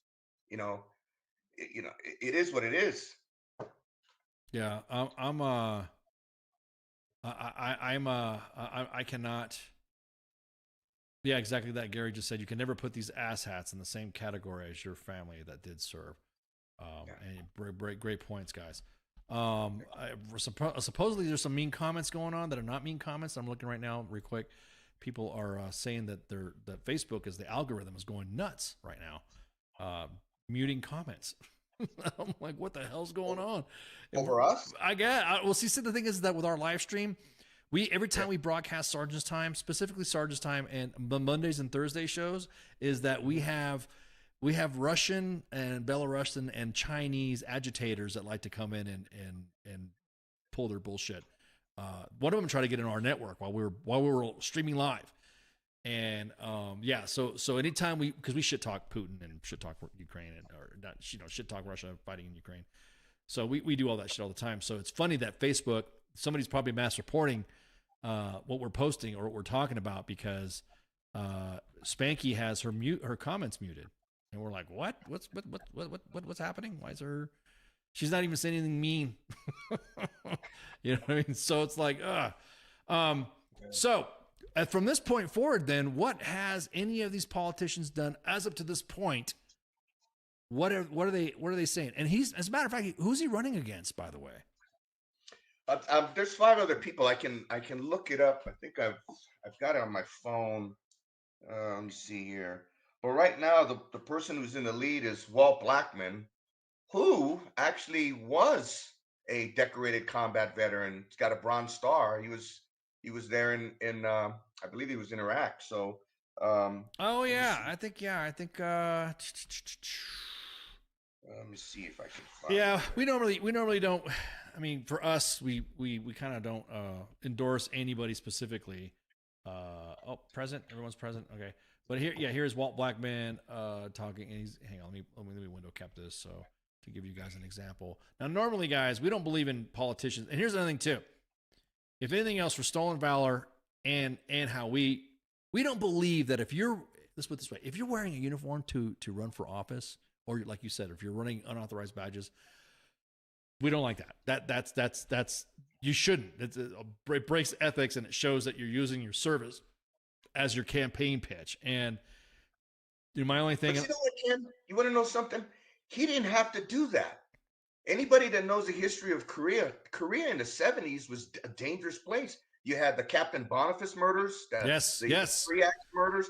There were people being sniped left and right. Yeah, exactly. It was crazy back in the 70s in Korea. It was a dangerous place. It was exactly that. He did not. As a matter of fact, wasn't there a special forces guy that got awarded a Silver Star after Rick Lamb? I think. I'll have to give you the story on that one, but I guess there was an event that happened.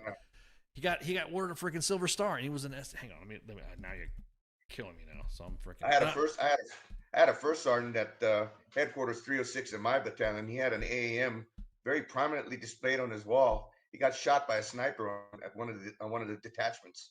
Oh no shit! And they gave him an AAM. He was so proud of that AAM. Oh wow. Oh okay. So yeah. This is It is Rick Lamb. He received this is in 1984. He received a Silver Star for actions along the DMZ. Wow. 1984. I'll drop these from the Global Soft Foundation, and of course we're not making marketing for them, but it's in the chats, and it'll be in But yeah, so there's not, yeah. So it's like, could you imagine 1984 doing some shit and all of a sudden you freaking have some shit happen going against some intense fire. In the absence of platoon leader, staff sergeant Lamb led a quick reactionary platoon to face intense enemy armed small fire that killed several Koreans, secured a Soviet defector, and expelled the remaining North Koreans from the sector in the JSA. Holy shit. Wow. So they gave him a CIB and a Silver Star. Well, people don't realize that, it's still considered the longest standing ceasefire. Correct. It's still we're technically, you're right. That's another thing too. It's like we were talking about how we're doing these rotations. I could see our deterrence of sending rotational units to Korea because we're technically still at war. Yes. But having guys going to Europe, having guys going to Europe on a rotational basis when we should just have our units there, that's a whole nother, like I just talked about in the beginning. That's a whole nother story. So right now, Walt Blackman, has he said anything about this? Has he said this dude's stolen valor and he's run, or is it kind of like a gentleman's agreement that we don't talk about each other or? Well, the way I understand it is Walt Blackman, anybody can pull anybody's DD Form 214. I don't think people understand it. I mean, there's certain things that'll be redacted, like your character of service will be redacted and your social security will be redacted. But, people need to understand when you serve in the military and they generate these documents, they don't belong to you. They're the property of we the people. They are an official record, government records, and they're available to the public via, proper FOIA request. So it's my understanding that Mr. Blackman initiated all of this. Gotcha. Okay. He basically said, here's my DD Form 214. Here's my competitor's DD Form 214. He's saying he was in Vietnam.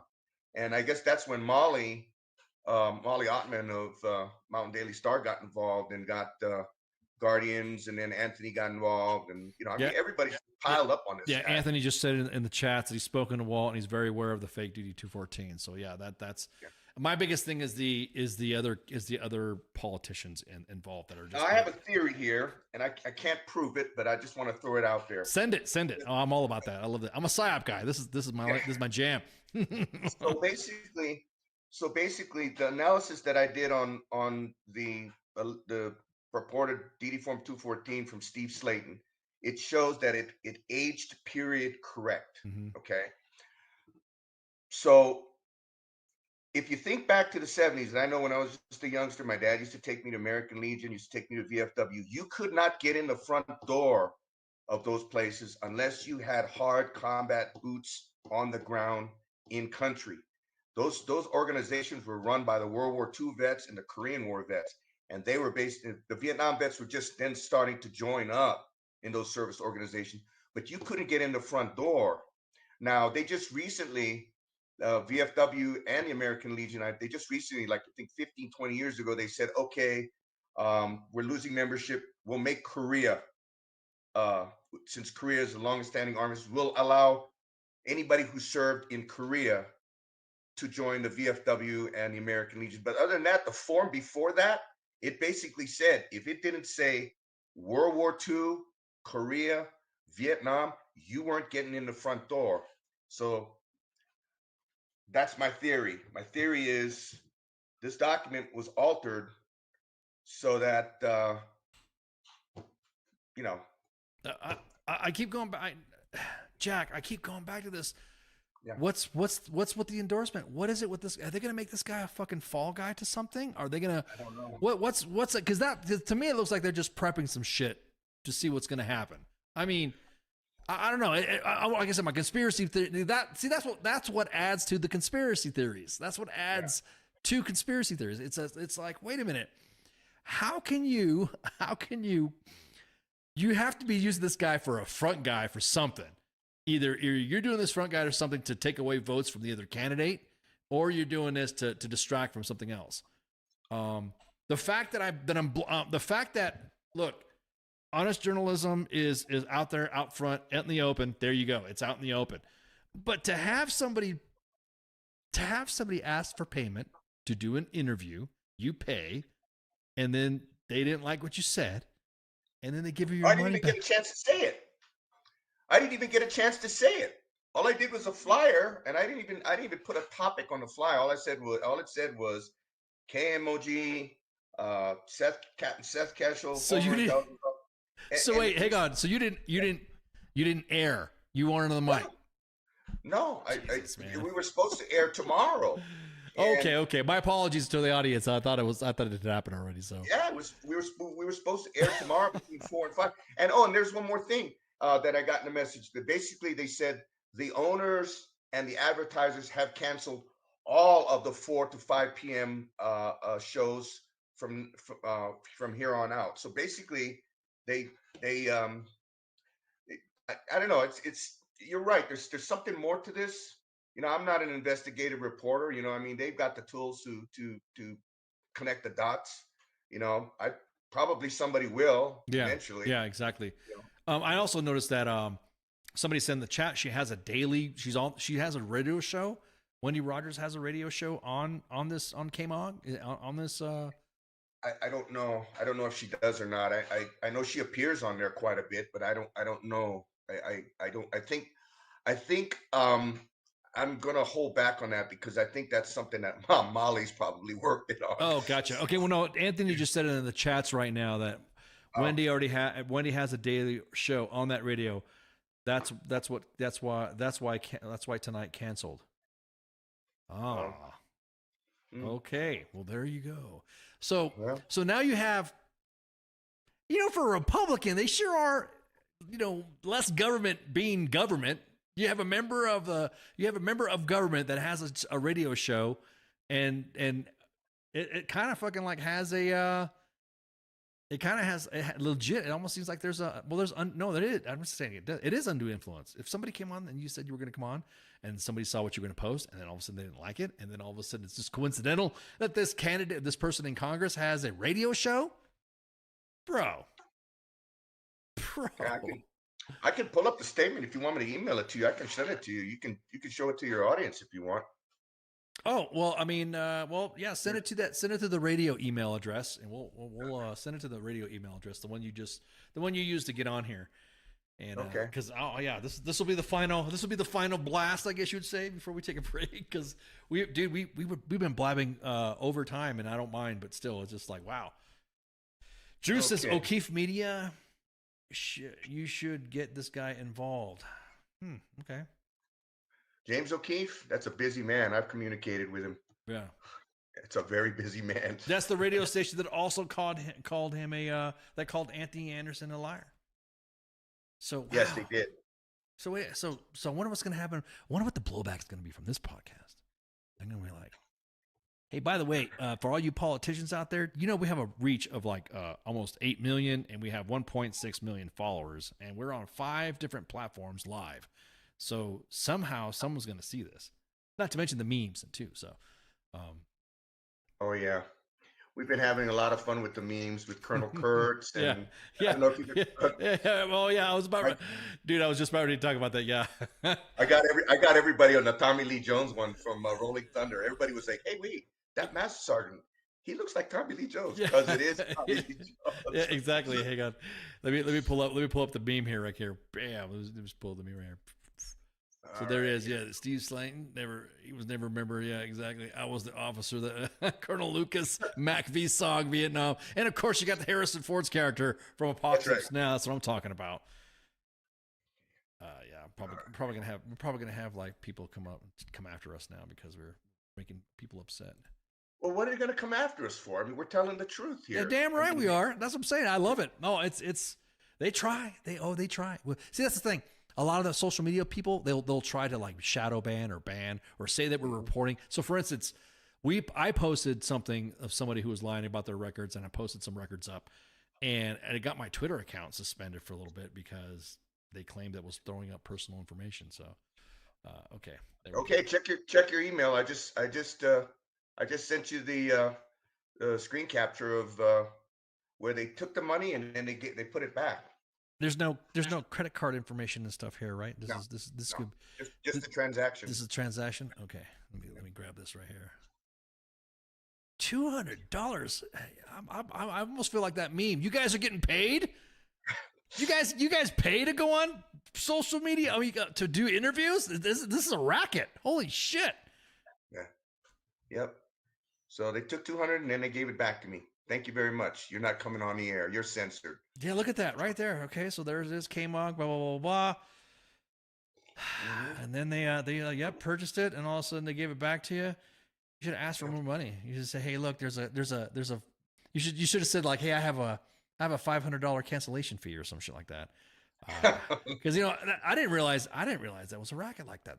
You look, you're not media. If you're paying, if your guests are paying to come on, you're not media. You're not.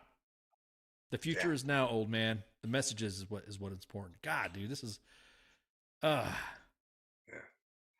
I don't know what to say, man. Other than the fact that, well, actually, there's so much to say, but I don't know what to say now. I mean, I don't know. This is now exploding even more. Now, again, from Carrie Lake's office, there's been no direct naming. Like, she's not saying he's not been busted, so we're not going to sue anything. He just said they won't support anybody who's been convicted of stolen valor. Right. Not really like the, Yeah. Yeah. I mean, it's.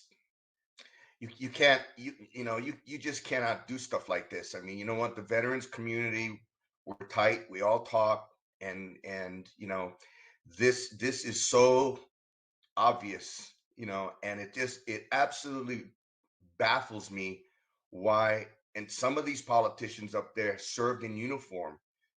It's like, this is not hard. Yeah, especially from a party that talks about rule of law and battling corruption and government and government restriction of the press and freedom of speech. This is why I'm politically homeless. Because these fuckers, just politicians in themselves, when it comes to this stuff like here, I just like, God. Sometimes I wish that I had the device from Escape from LA and the World Code. That's what Baconator says.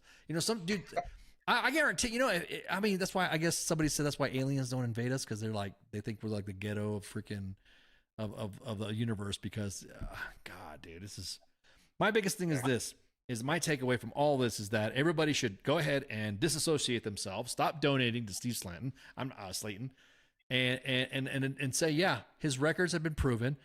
I mean. That's another thing too about Republican comms. They suck at messaging. They really do. They suck at messaging.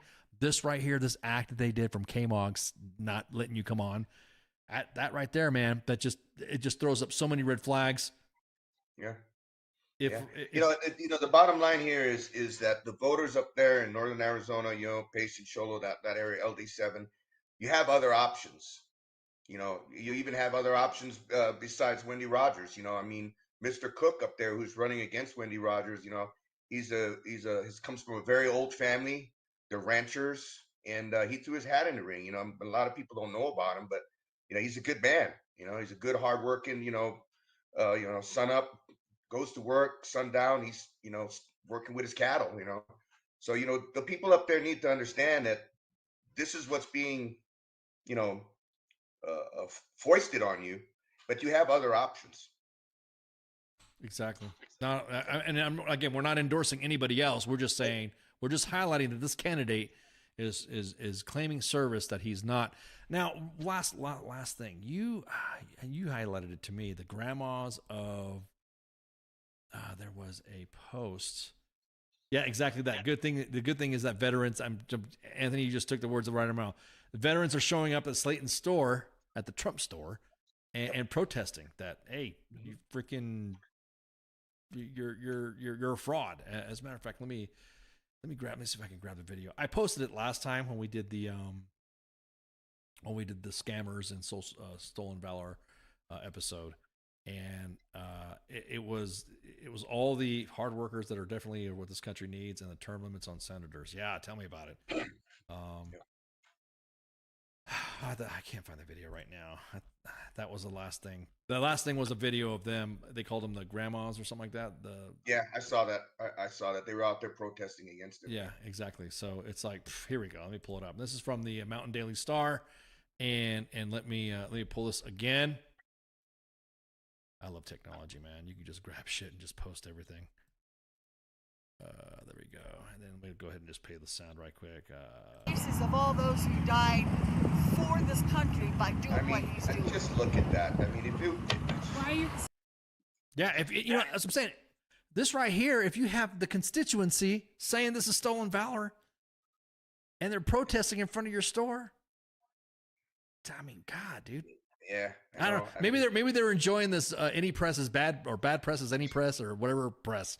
I'm still, like I said, I'm still working my my novice wings on this journalism shit. So yeah, but this is stuff that soap and water can't take off, man. This is like a tattoo. Exactly. This is like a bad tattoo, man. It ain't coming off. Exactly. So, I mean, oh man, Jack, thank you so much for hanging out.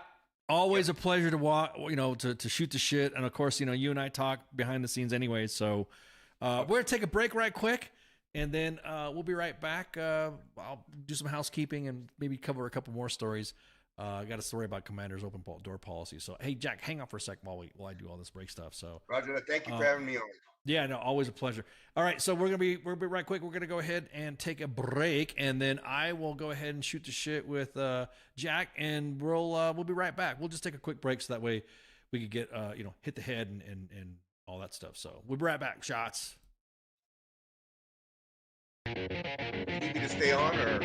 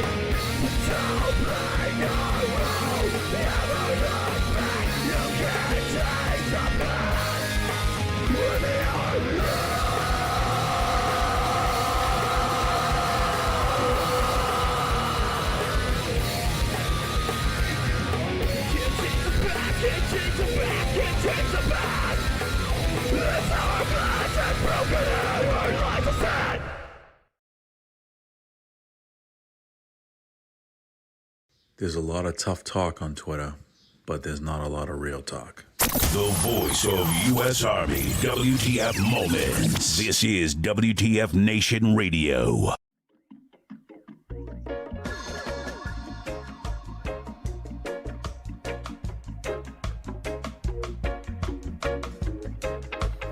And we're back.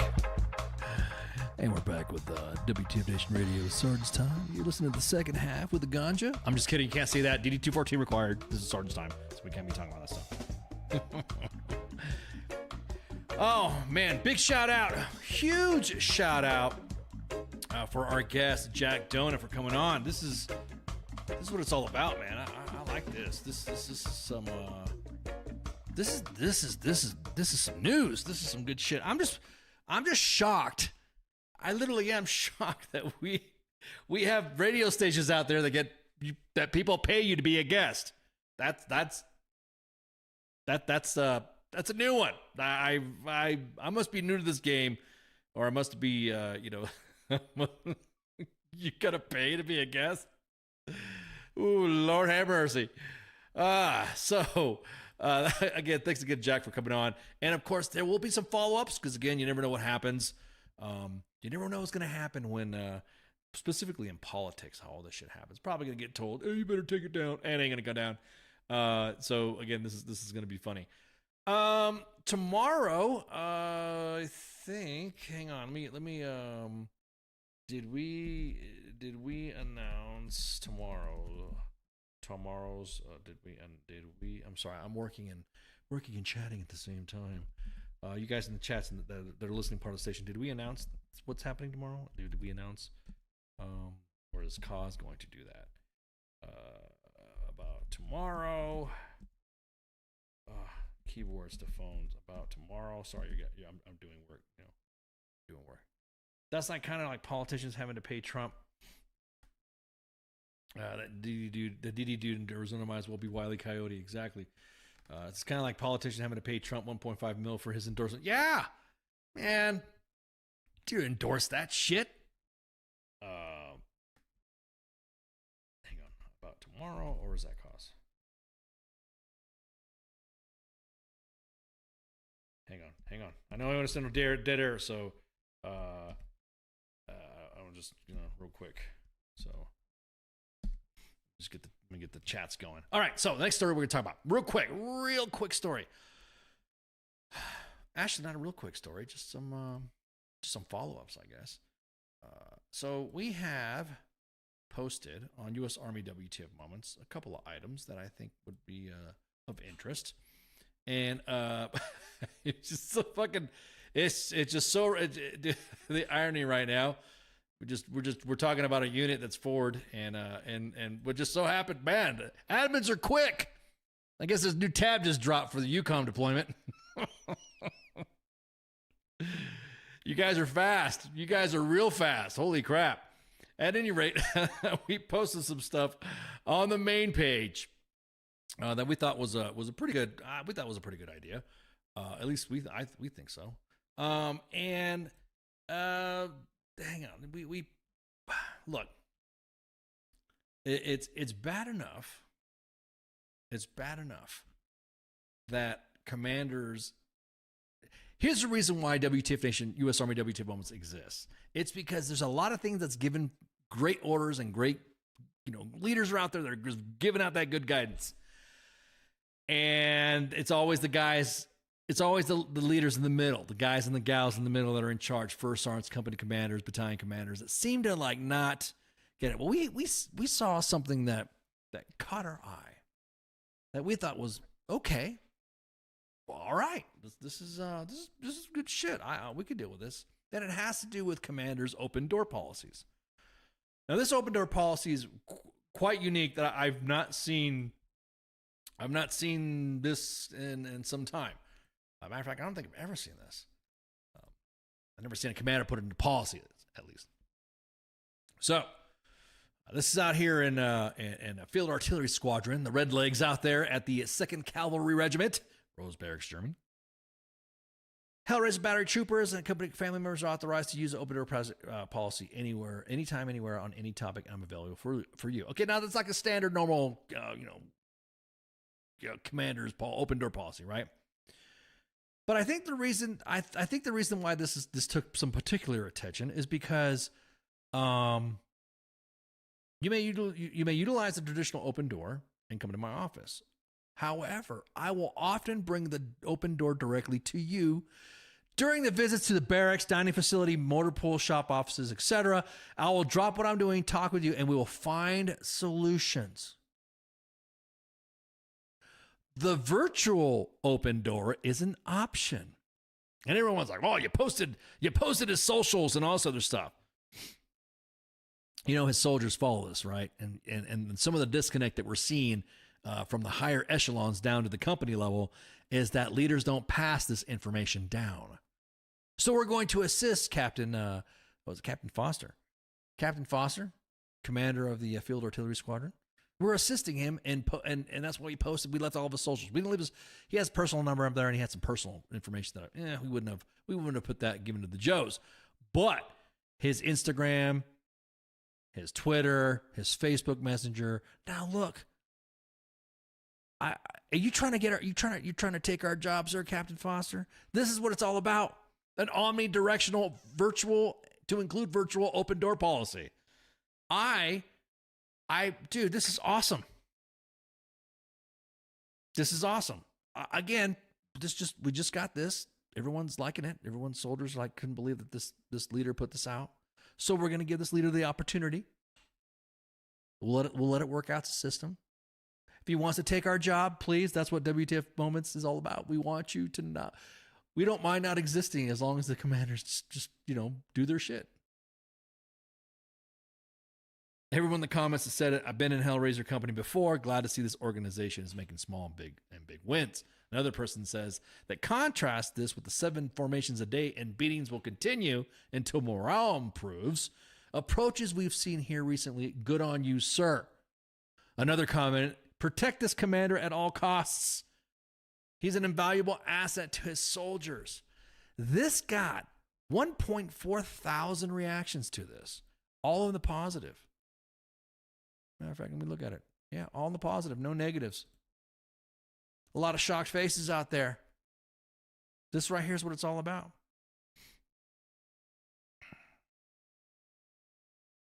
I never apparently had issues where I needed to use the open door policy, bit more leadership of this kind of mentality. I would definitely have not gotten out when I did. So people talk about, it's not about the discipline problem, right? We're talking about discipline. Imagine a unit worried about unit cohesion. Imagine that, Tyler. Exactly.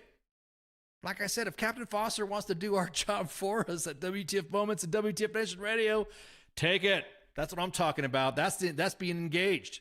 Now, I'm pretty sure, like us, we've seen some inbox inquiries and some messages that, sometimes you just want to say, where's your NCO? Because there's a lot of things that we get in the inbox that get thrown at us that I know for a fact, if a sergeant would lift his head out of his own fucking phone, he'd be able to help that soldier out with whatever their issue is. Somebody's posting up here. I remember getting so much shit from my NCOs for not going through a chain of command to set a meeting with my CEO when I questioned, then what was the point of the open door policy? My NCO right here. Ryan Krantz, our friend over at 316 Cab Brigade over at, look at this, Ryan Krantz. Love you, Ryan. Good friend of mine. He posted his open door policy like this. I love it.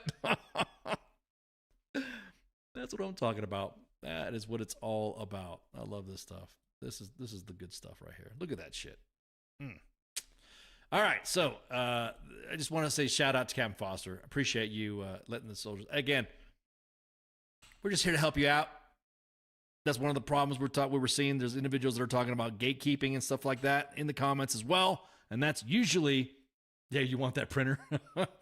That's usually some of the issues with some policies that come out. Somebody says this is an open door policy. Most commanders have an open door policy because it's required. They don't really care to talk to soldiers or hear their issues. Love this. So if you say open door, this isn't what you mean. It is an open door. Of course, we have people that are going to be some haters.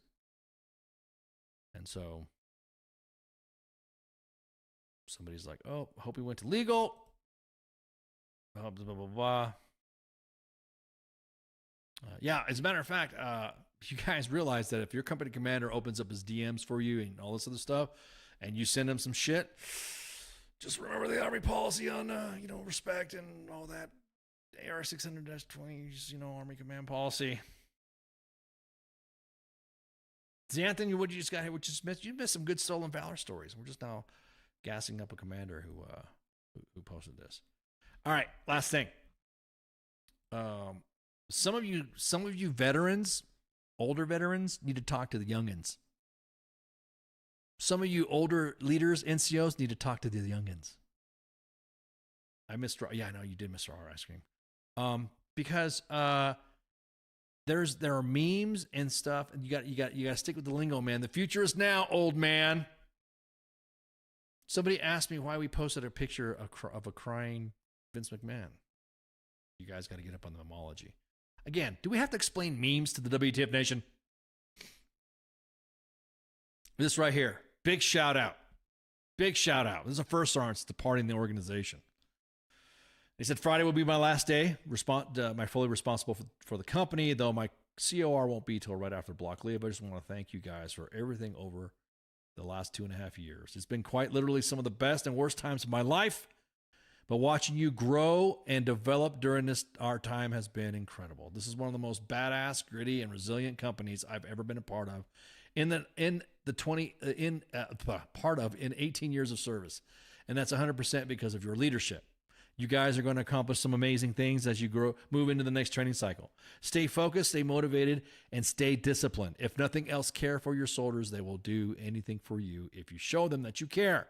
I'll do my best to say goodbye to each of you individually, but I understand that we're so spread out right now that it may not be possible. Get your EIB, Bailey, Hartsfield, and even Crook. There you go. Thanks for everything. That hit the feels, man.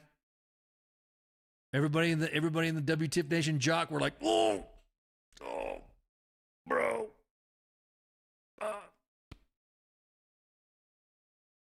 When we got this in the inbox, it was like, can you look? I always feel like I have when I talk to the audience, and especially the younger soldiers. I always I love it. I like interacting with the younger soldiers. So it's almost like a father-like figure or mother-like figure that likes to do these shout outs. So that's what he said. Can you please help us appreciate one of the best leaders the Army still has, First Sergeant James Sisson. Great leader, mentor, and one of the baddest motherfuckers to ever serve. I am proud to work and serve with him. He created a safe working environment for everyone, never discriminated. He treated everyone, including the shitbags, with love, care, and cared for everyone, lower enlisted, and all leaders. So you guys, we got some a little bit of comments in the chats. I'm not gonna highlight and start doing the dragging on everybody. But our audience is always like this. You always post the negative shit. This is oh bull. You need to fucking, how come you don't highlight good units? So we come up with pictures of the week. Everyone likes it. Everyone loves it. We did the extra step, went from a feel-good Friday to now a close of business shout-out. So at 1700 Eastern Standard Time, at the close of business, you get to see the units. You get to see leaders get shout-outs. That's their close of business shout-out. And then in the morning, when you wake up for coffee, you will see somebody re-enlisting. I keep telling individuals that you need to take pictures of your service. You need to take photos of your deployments. You need to stop, take a breath, and realize who you have around you. Because one of the things that we always get is, hey, you posted something a long time ago. That's a friend of mine that passed away. Can you help us find the pic? And we'll do our best. We do our best to make sure that that those have requested information like that. So that's why we do it. That's why we have our leader shout outs. That's why we have our feel good posts with soldiers re-enlisting, because I'm seeing a lot of the military's fucked, the Army's fucking all that. Yeah, the Army's not perfect, right? But we're not here to destroy the institution. We're here to let everybody know there's good and bad out there. We're here to let everybody know that we want the Army to fix itself. We want leaders to be aware of what the Army needs to do to fix themselves.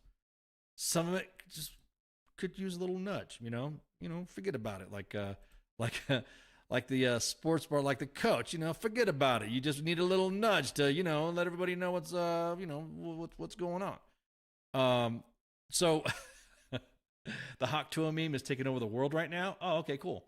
The Hawk Tua meme. Let me. This is the one that it was. We've all been deployed and had that one special girl back home. So there it is. That's the Hawk Tua meme. That's the girl that did Hawk Tua. So somebody said, and I love this part. We posted more of this, all right? And then somebody said in the comments, hang on, let me get this. This is pretty fucking funny. This right here hit. That comment right there. At this point, I think people are just re-enlisting to be on U.S. Army WTF moments. So what if we are? Huh? Yeah, what if we want to highlight some? So that's something too. All these mill media pages and stuff like that, always bitching about the Army. There are a couple good pages out there, by the way, that actually highlight soldiers doing some good shit, or get some good, get some good media, get some good pictures, and get some. I love that. That's what I'm talking about. We're gonna gas the troops up. Pictures of the Week goes out every Saturday. Gas the troops up. Make sure they are of quality that you would want to see on a movie poster, or that you would say like, that looks like a badass movie. That's a badass scene.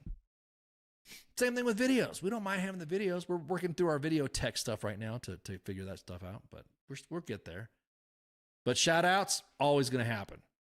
Close business shout outs, and then the re-ups. And then, of course, there's standard fuckery in between. So with that, I think, let me see, what do we got going on the housekeeping, since Spanky left me the lemon pledge. So U.S. Army WTF moments has the highest retention rate. We can prove it there, Banking Hitter. We can prove it. So hang on, let me see. I just wanted to double check with the team.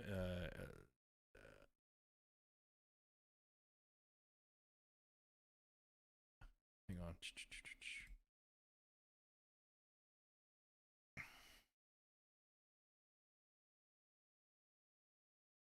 Okay, so tomorrow, Friday Night Freedom. I'll let Kaz talk about it, but tomorrow's going to be his last show. Tomorrow's going to be the last showing of Friday Night Freedom. So I would ask that you come on to U.S. Army WTF Moments and WTF Nation Radio for Kaz's Friday Night Freedom stuff. He'll tell you everything that's going on. I'm not stealing no thunder, but I'm just letting you know that it is the final Friday Night Freedom. Kaz will be able to tell you what's going on and all that stuff. And of course, the show's going to be at 20:30 Eastern Standard Time tomorrow. So yeah, exactly. I am not happy about it myself. So it's I can't quit you, Kaz. I love you, brother. So at any rate, tomorrow we have the last show of Friday Night Freedom. Saturday's obviously a day off, well, unless you're doing some co-ops with Nemo and WTF Nation Gaming. Monday is, I'm sorry, I keep forgetting Sunday because, I don't know, does King, I'm gonna break balls on King Smith. Does he ever broadcast anymore? I'm just kidding, gang. Just breaking balls. Love you, man. The coach and the actual King Smith are going to be on for the sports bar on Sunday. The Monday edition with myself. Massey's still taking a break. Marshall Tarrant's going to be joining me. Yeah, it's going to be a veterans. We're going to talk about, PTSD. We're going to talk about, veteran issues and stuff like that. I think you guys will enjoy this talk with Marshall Tarrant on the Monday edition. And of course, on Pop Culture Warrior, we have Terrell Rothery joining CQ, Mad Mike, or Angry Elf whenever those two are flip-flopping. And then Wednesday is the Sorents with the Smoke Pit. Did you guys see that show last night? It was pretty cool. I like that show. Reading thrillers and stuff like that. You should check it out. And then Thursday again with Sorents with Moi. And I think that Sergeant's time slot is going to be taken up with something else. We got some other in July. We have some other guests that are starting to fill the calendar up already. And so I'm curious to see what else. Look in the future to more professional development stuff on Sergeant's time, because one of the things that we see when we get from the audience, when we ask them to email us something or ask us to, you guys always do is post memes. You don't really do shit. Well, I'll tell you what, we're going to give you an avenue to do shit. Get involved in doctrine. Get involved with writing and publishing papers to discuss some of the issues that you feel that you think you can, well, some innovation has come across from papers. So again, make sure you share, like, and follow. We're broadcasting live on 5 platforms, 2 Facebook pages at U.S. Army WTF Moments and WTF Nation Radio, 2 YouTube pages, WTF Nation Radio and U.S. Army WTF Moments, and a Twitter on the X app. I was just telling somebody, hey, you got a lot of, you don't have many followers, but the followers that you have are some, you got some followers. Yeah, we got some followers. We got some big name followers that follow our little X app. So last thing I want to say is that we have had, we were talking about losses of the family and all this stuff. We have, but we had a baseball player. I published something like this right quick.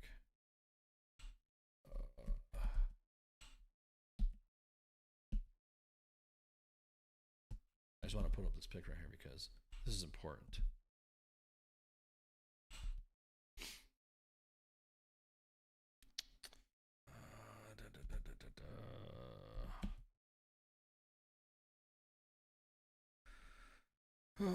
So Willie Mays passed, and he served, and he was a veteran and supported a lot of veteran causes, and so he just recently passed.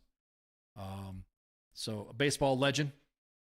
Like I said, I'm not too much of a baseball enthusiast, but I do know in the veteran community, he's been. You need, plenty of people. Tell them to update Skippy's list. Did you know Skippy's list was done by a PSYOP guy? At any rate, so Willie Mays passed. Like I said, a baseball legend.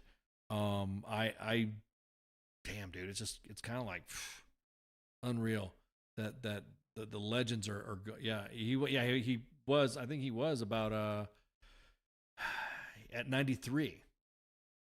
So he died Tuesday at the age of 93. Korean War veteran. Like I said, just one of the most... Guy was legend. A legend. So, Baseball Hall of Famer Willie Mays passed at 93. Another notable passing. This is kind of... This is kind of a... on how do I say this? This is an oddball of a passing, and the reason why I say oddball is because Donald Sutherland has passed, and he is a legend, and portrayed in the movie Kelly's Heroes is obviously oddball, the NCO that commanded out of the 6th Armored Division or something like that. So he played some of the prolific roles that some of the military and a lot of the veterans kind of like, I don't know, some of them are inspired by it. I saw on Twitter, or X app, some individuals that were inspired by Donald Sutherland's performance in Kelly's Heroes. Also, he in his performance in MASH. So Donald Sutherland passed, and exactly that. I think Donald Sutherland has been in every movie. Exactly that cause. I'm the same way, man. Donald Sutherland has not disappointed in any movie that he's been in. And again, may he rest. His son Kiefer announced it on social media.